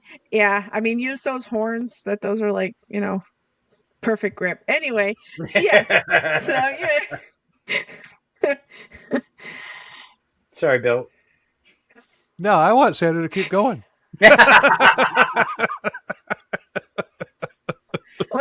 you know what? That's also another absolutely horrible meme that I saw recently was from Beauty and the Beast. There was Belle after the transformation, and when her face is kind of like this, and she goes like, "But you still have the knot, right?"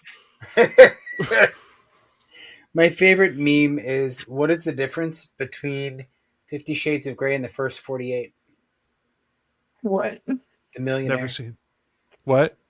The Millionaire. I still didn't hear you. The Millionaire. The Millionaire. Oh yeah, okay. I've never seen the 50 Shades movies. I've never read the books, and I've never seen the first 48. So thank you for clarifying. Well, the only good thing is if you ever want something funny, listen to Gilbert Gottfried reading 50 Shades of Grey. I can imagine. I don't think I could do that. Oh, you really, really should. They did a little skit on it. It's like Gilbert Gottfried reads 50 Shades of Grey, and Gilbert Gottfried reading anything is hilarious.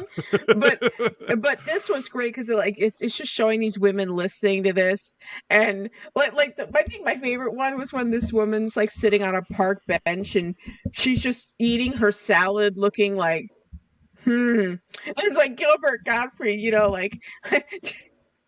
just my inner goddess has started to dance. It's like, oh Jesus, it's the best thing ever. The only thing that probably would have been better was if Sam Kinison was still alive. No shit. Could you imagine? Oh! Sam Kinison, George Carlin, Richard Pryor. Yep. That's the trinity of the great comedians that would still be every bit as relevant today as they were back then when they were with the exact same material. Yep. Because they totally are. Their shit that they said way back then is very relevant to what's going on today. Agreed. Mm-hmm. Especially with George Carlin. Oh my God. Oh yeah, God rest him. Yep. Yeah. Anyway, hashtag Sandra, Jim, and no, it was just Sandra and Jim. They digress. Not me this time. But anyway, this whole thing with the Minotaur and everything with Speltzer, could be a reference to H.H. Holmes and his murder castle in Minnesota during the World's Fair. Yep. And I was convinced of it, but I was pretty sure that that's what it was, because why else would you come up with something like that? Right. But when I was doing the research on it, there was a guy who wrote a book about H.H. Holmes. His name was Adam Seltzer. The character's name is Speltzer. The author that wrote a book about H.H. Holmes is Seltzer. I'm sorry, that's too much of a coincidence for me. I mean, and the Holmes' additional claim to fame, other than being an absolute psycho, is he wasn't Jack the Ripper. Who was going to say he was Jack the Ripper? Oh, I'm sorry. No, but he's credited with being the first serial killer in the United States. I mean, I'm sure he's not the first, but he was the first that they investigated. Yeah, he was. But there was a conspiracy theory going around that Holmes had gone over to Great Britain and was Jack the Ripper. And I have not heard that. That's new to me. But they've identified Jack the Ripper like recently. It's one of the people that they had suspected. They found DNA and they linked it to him. So that case is basically solved. Yeah. Which means it's a solved case, so we can cover it at some point. Because Sandra, I remember. I think they definitively solved it. I thought they had. They had loose familial DNA, I believe is what it was. But still, that's more than they had on anybody else and everything. And why else would anybody else have any type of DNA linked to the victims and whatnot? Because they kept the clothing and stuff like that of the girls that were killed. Right. Yeah. So, but no, H.H. Holmes was not. And I was saying that, like Todd used to say that. Todd used to. My original co-host used to believe that that H.H. Holmes was Jack the Ripper, and I kept telling him every time he brought it up, every time it came up, I was like, no, it was not Jack the Ripper. He was not Jack the Ripper. But anyway. We got a little picture here. There we got Speltzer and H.H. Holmes.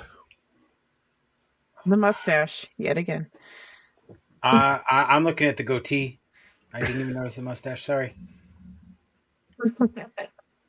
No, the mustache on H.H. Holmes. Yeah, I know. That's what I'm saying. I'm going for the goatee this time. Yeah. So, all right.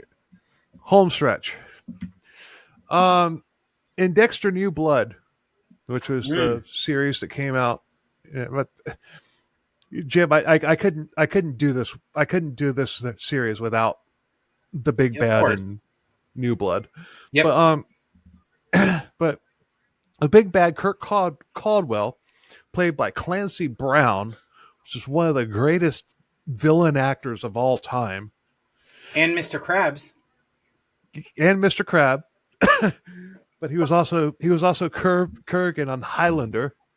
He was also the sheriff in Pet Sematary too.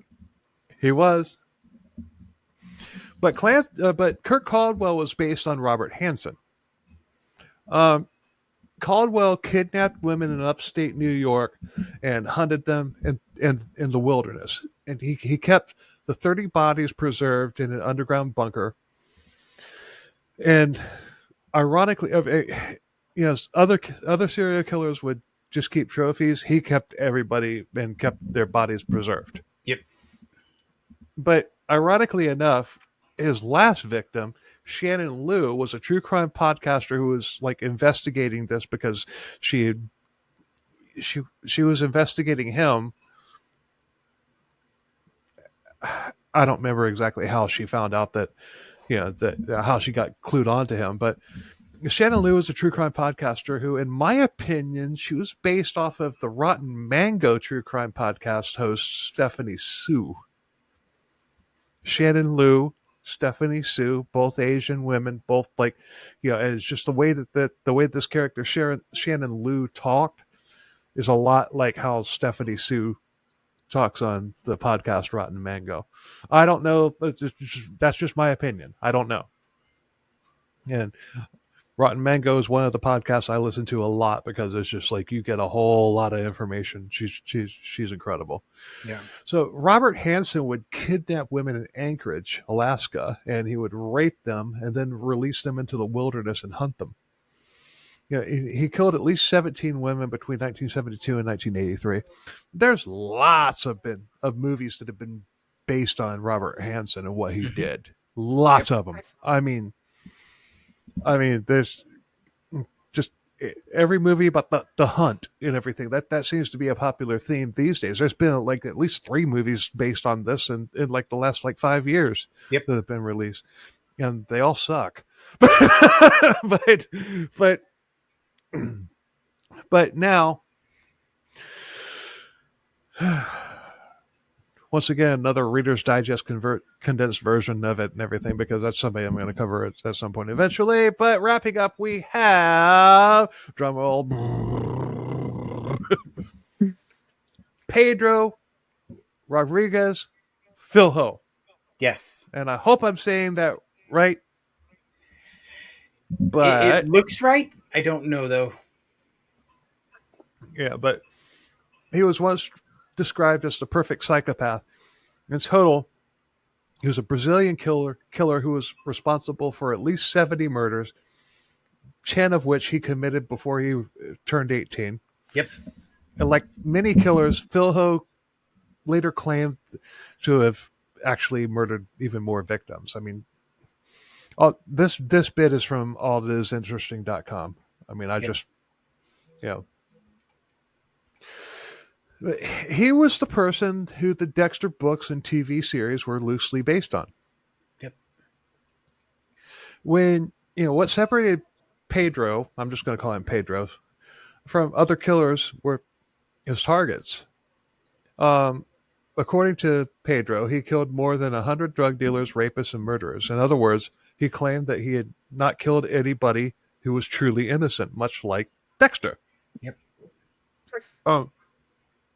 Although Dexter, a couple times, he did. Even in the series, he did a lot more in the books. Dexter was a freaking monster in the books. Like a big, he was. There was nothing redeemable about him in the books. But you haven't read the books, Jims? No, I have not read the books yet.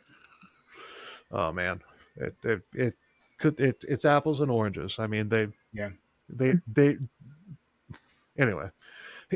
He only served 34 years in prison for the 70 plus murders that he committed, and then an additional 7 from 2011 to 2018 for crimes committed while he was detained at Sao Paulo. Mm-hmm. But then his career took another surprising twist. He became a YouTuber with a channel that urged people to stay away from the life of crime. It's like my mother always said, do as I say, not as I do. It was like McGruff, right? Yep. Or House of the Rising Sun. Don't you do what I have done. Yep. Yeah, Sandra's gonna. I sang twice in an episode. I didn't really sing that time. First time was my own song. Damn it!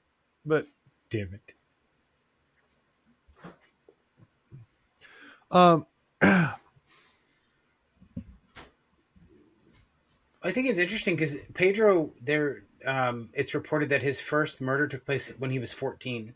Yeah, like that's an incredibly early start comparatively. Yeah, he was, but he fled to Sao Paulo in Brazil and everything, and it continued. He would rob drug dens and kill the dealers that he encountered, and he eventually earned himself a nickname in the media as a vigilante called, oh my God, the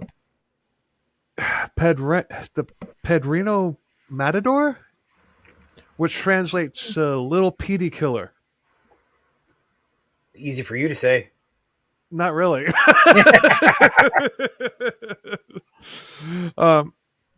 During this time, he fell in love which also Dexter did a lot.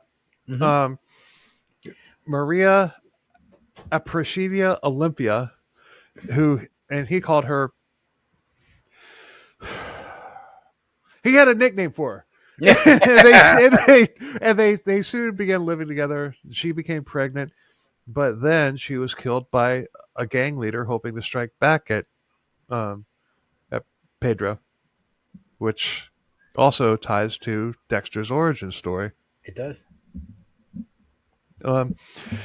So that he wanted revenge, and he tracked down several people related to his mother's murder, or no, his wife's her, and killing them, and he wanted to find the man that took her life, but by the time that it was over, he had actually killed every single member of that gang. Good for him. He then switched targets and everything when his father murdered his mother with a machete. Nice. Incarcerated in the same prison, Pedro devised a plan to get revenge for his mother. He's like, I killed my father in prison. I was already in prison then. I'd spent 42 years in prison. My father was in prison. I arranged a well thought out plan, and I turned up at my father's cell, and and I had promised revenge on my mother's coffin. He stabbed his father 22 times and then ripped his heart out of his chest and bit into it. I mean, how else would you kill a father? You got to assert dominance. Yeah. But another cool thing about, well, I don't know about cool, but another interesting fact about Pedro is he claims to have murdered 40 people while he was in prison. Well, yeah, getting to that. He says, like I said, this is the condensed version, like all put together and everything. Basically this all comes from allthatisinteresting.com. I mean, it's just like I've listened to podcasts on it, and the podcasts are like, they try to be like really long spoken about it, and the episodes are like 30 minutes long. Yeah. I'm going a lot faster than that. He said, quote, I just shoot it. I cut the tip of his heart off, and I chewed it, and then I spit it out and threw it on top of his body. So before killing his father, Pedro had found himself, back in prison and everything. He was placed in a police car with two other criminals, including a rapist. And when the police opened the car door, they found that that Pedro had killed the rapist. He killed at least 47 of his fellow inmates, which made up a majority of his murders. And by his own account, Pedro believed that each of these convicts deserved to die. He claimed that he never killed innocent people, and this, despite getting a tattoo that said "Mato por prazer," which translates to "I kill for pleasure." His motivation was an anger and desire for revenge, not bloodlust. He was initially sentenced to 128 years in prison, but the killings that he committed increased, and which resulted in his sentence bumping up to 400 years. But per Brazilian law at the time, the maximum sentence anybody could have was 30 years. So 400 years, but you only get 30. So in the end, he only served an additional 4 years for the murders that he carried out in prison. So he was released in 2007, and he took a job as a night watchman. Pedro is notorious in Brazil, not for just the many people that he killed, but for targeting criminals. After his release, he became an anti-crime advocate, and he actually spoke candidly about his life and crimes. His newfound celebrity obviously helped inspire Dexter. Yep. The books and the series. But in 2011, he wound up in trouble again, and he was placed back in jail. But this time, he was only charged with threatening others, illegal possession of weapons, participating in illegal riots. And he was released from prison once again in 2018 for good behavior. Wow. He was a free man. He made the conscious decision to launch a YouTube channel where he, like I said before, he talked about his cautionary tale. He told his viewers about his criminal history and warned them to avoid a life of crime if possible. But his story came to an abrupt end on March 5th, 2023, when he was killed outside of a family member's home in San Paulo. He was 68 years old, and his throat was slashed, and he sustained multiple gunshot wounds from assailants in a black car. Wow. The suspects fled the scene, and the police found the car that they had been driving, as well as like ammunition from the same ammunition that was fired. And apparently one of the anonymous assailants told one of Pedro's relatives, it's nothing to do with you, take your daughter and go inside. And to this day, his murder is still unsolved. Wow. It's very interesting. So now season 9 of Dexter. I'm kidding, Sandra.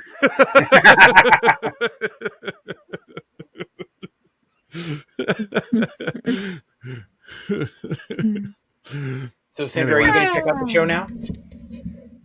I will check it out. Yes, I'd always intended. It was always something that I'd thought about watching, but there's a lot of stuff on my, on my burner, and sometimes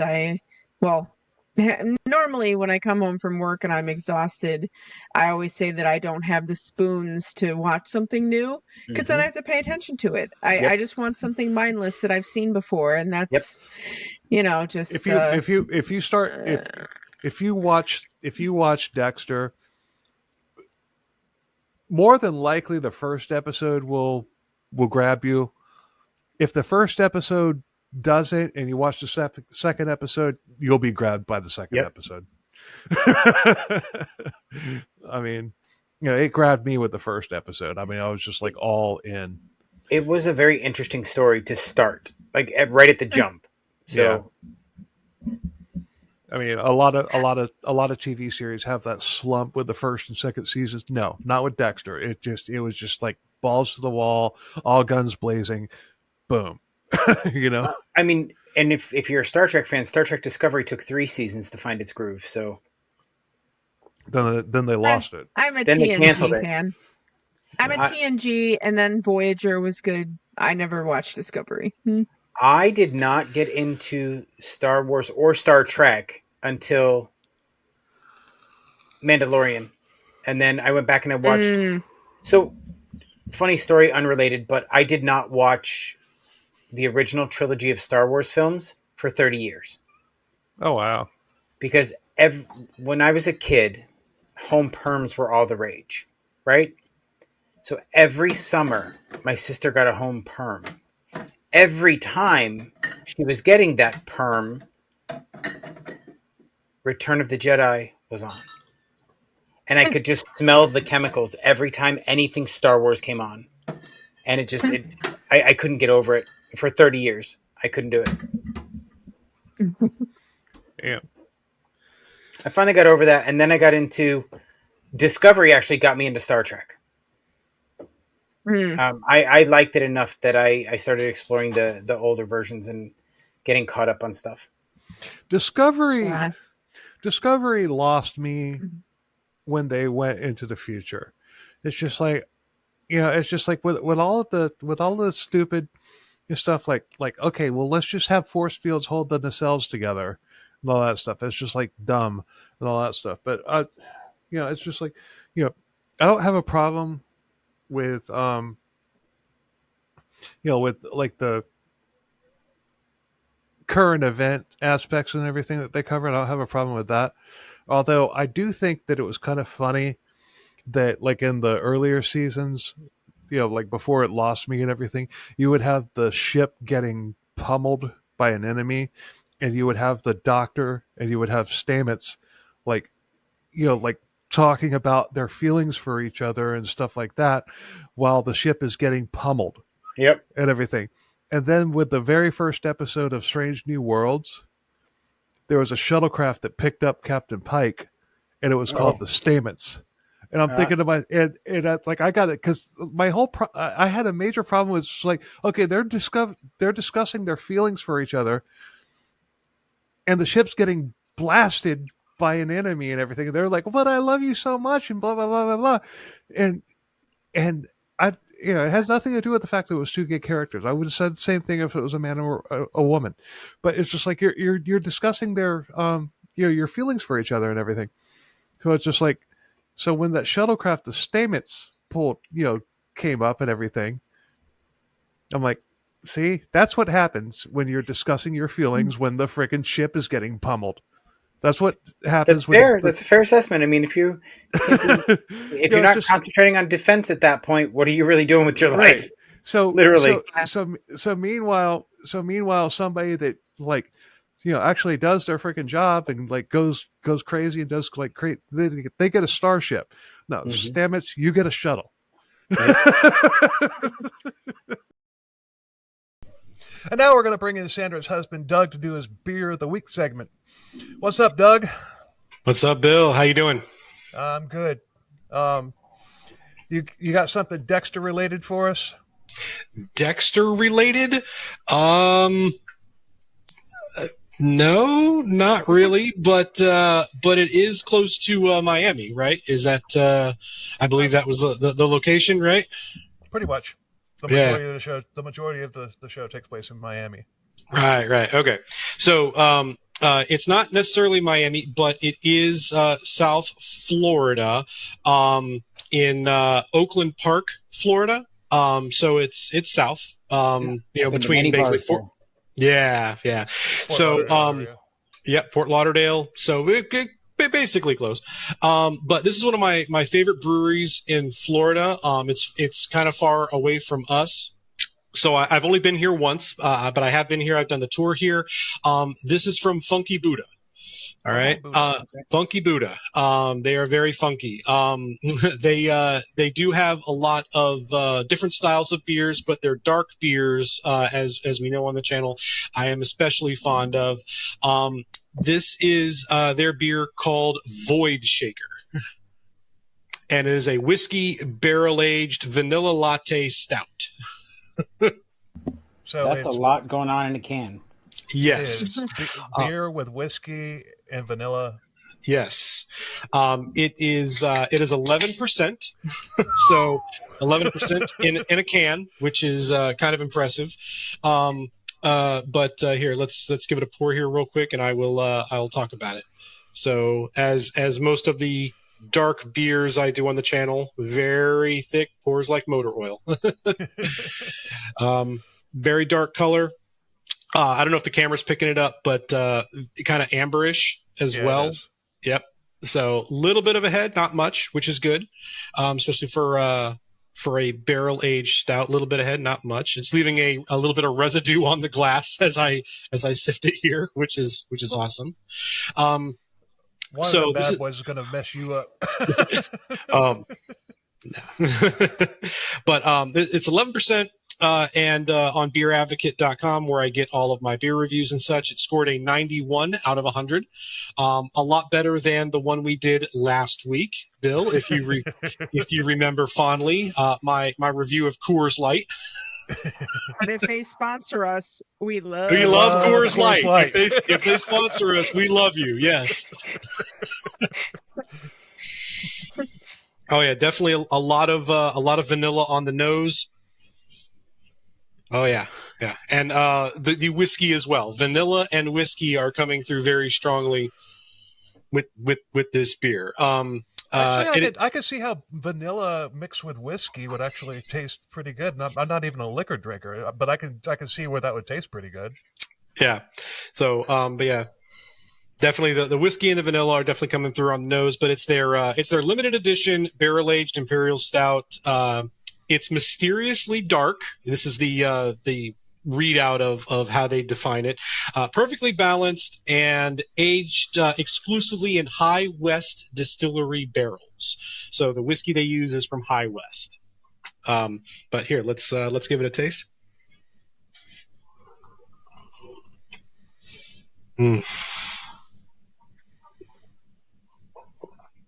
Oh yeah, you can chew this beer. It's so good. No, I've had this beer before. It used to come in bottles.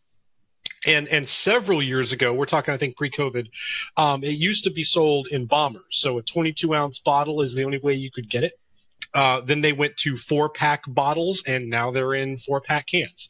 So I don't know if it's supply issues or why they decided to change it up, but this was at one point a special release that was only available in just one single big bottle. I have a question, Doug. Mm-hmm. I don't like drinking beer out of a can, because it gives like an aluminum taste to it or whatever. I just don't like it. I prefer to drink out of a bottle. Right. So why would they switch from bottles to cans? Cost. I'm pretty sure it's 100% down to cost, because they want to keep the cost of the beer reasonable. Like this 4-pack was $15. For a 4-pack of 12-ounce cans was $15 at Publix, right? But it's also an 11% beer as well, right? So at this point, it was a bomber bottle, I think was $20 at the time. So 22 ounces for $20. And now I got 48 ounces for 15, right? So because of the cost, opposed to one bottle opposed to 4 cans, it's more cost effective, right? Because they want to keep that cost low. So that's why I would, and you know, they can also mass produce cans, I believe, a lot faster than bottles. Well, this is true. As far as the assembly line, filling, you know, getting it out and everything, they can do that so much faster in cans than they can in bottles. Plus, you know, if a bottle breaks along the line, you know, it's one thing, but cans don't break. They can get dented or scratched or whatnot, but they don't really break. Whereas a bottle breaking on an assembly line, you're talking minutes to hours being down of cleanup and everything. But if a can gets dented, they pull it out, put a new one in, and send it on its way, right? Okay. So just from a cost perspective, that's what I would say. But no, I've had this beer before.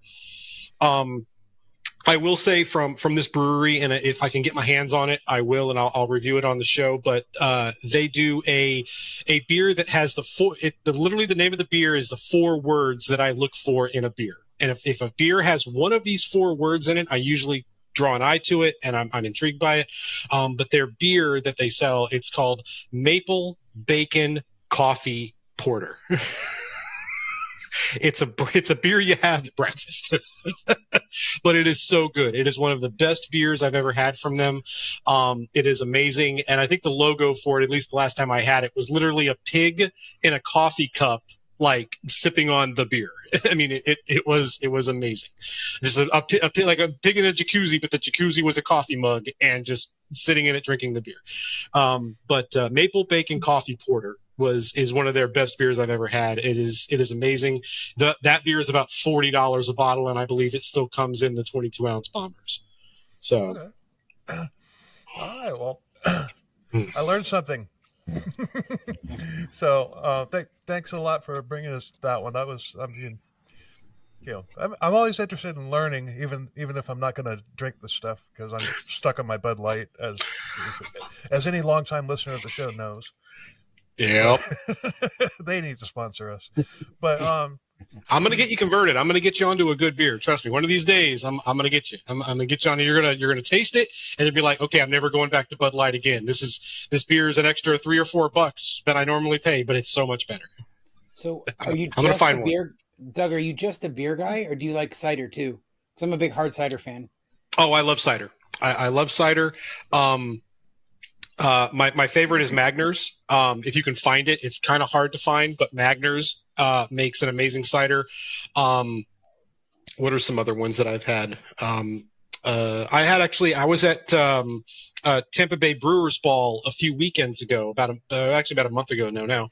And they had ciders there, and I sampled like 4 or 5 ciders from different breweries around the area in Tampa, and they were really good.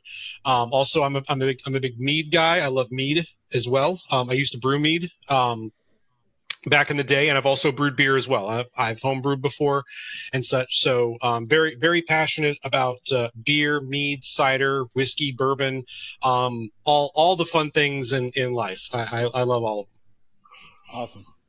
Awesome. So good. And always as a reminder, ckcbeer@gmail.com. Hit me up. Go ahead, Bill. Is it CKC beer or is it CKC underscore beer? Wait, no, underscore is the Twitter page. Never mind. I'm sorry. I'm confused. CKC beer, all one word, ckcbeer@gmail.com. Right. Hit me up, send me a message if you want me to review a beer. I'm happy to try and find it, good or bad. If you're just like, hey, I want to see this guy review this nasty ass beer, just send it over. I'll do it. I'm gonna buy that one, honey. And you can review it on this channel. Oh, Sandra wants a T-shirt. I'll be happy to do it. Sandra wants a T-shirt because we said a couple episodes back that that the first person that actually provides you with a beer to review, they would get a free T-shirt. Sandra wants a T-shirt. I would love a T-shirt. Well, I found a dill pickle beer that sounds positively disgusting that I just said, I'm gonna buy you one. Well, you do it, Sandra. I will send. I'll have you a T-shirt made, and I'll have it like exclusively to the co-host. So. So someone else better send him a beer before me. Well, I don't know. Now maybe the viewers are like, no, let him drink the pickle. Like, I don't know. I'm all for that. If drinking Bud Light wasn't bad enough to hydrate me, you're going to give me some electrolytes and a pickle beer as well. So, okay. Your wife, not me. Oh, yeah. Fair. But no, Al. If you buy it, I will drink it. No, because beer is beer to me. Like, and I think several episodes back, it may have been even our first episode I was on, Bill. I've said that there's a difference between a beer geek and a beer snob, right? I consider myself a beer geek. I appreciate beer. I review beer. I critique beer, etc. Yeah, I'm a beer snob. I only drink one thing. Right, but if I'm at a baseball game and my buddy buys me a Bud Light, I'm gonna drink it. It's beer. I'm a beer geek. I know it's gonna taste like ass, but it's a free beer. I'm gonna drink it. So that is the difference between a beer geek and a beer snob. A beer snob shoves his nose up, and said, "Oh, it's Bud Light. Oh no, I can't possibly drink that." But if Bud Light wants to sponsor us, we all love Bud Light. Right. But I actually do. That's my go-to. That's my number one beer. That used to be my go-to before I discovered cider. Yeah. Oh yeah, cider is amazing. I have a deep appreciation for cider and the people that make it and whatnot. I've never made it, but then again, I love cider. It's crisp and refreshing, especially on like a hot summer day in Florida. I'd rather have a cider than a beer. If I'm at the beach or whatever, I'll buy a 4-pack of cans of cider or something. It just hits the spot, especially with it being hot out and everything and muggy or whatever. Just nice crisp cider, man. Hits the spot. So there was this brand of cider that I found that was called it was the company, I think it was called Dickens. Dickens cider. Yeah. Mm-hmm. nothing better than a nice warm Everyone Dickens loves cider. the Dickens cider. I don't think I would. Everybody knows about Dickens cider. Well, I know, Jim, but I couldn't resist because of this. No fault to you for the joke, but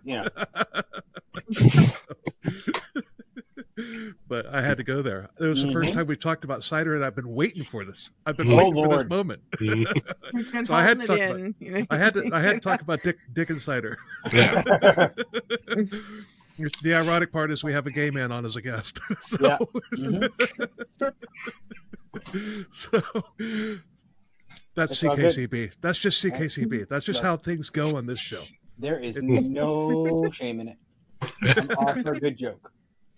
All right, well, thanks a lot for listening to everybody. We appreciate the hell out of it.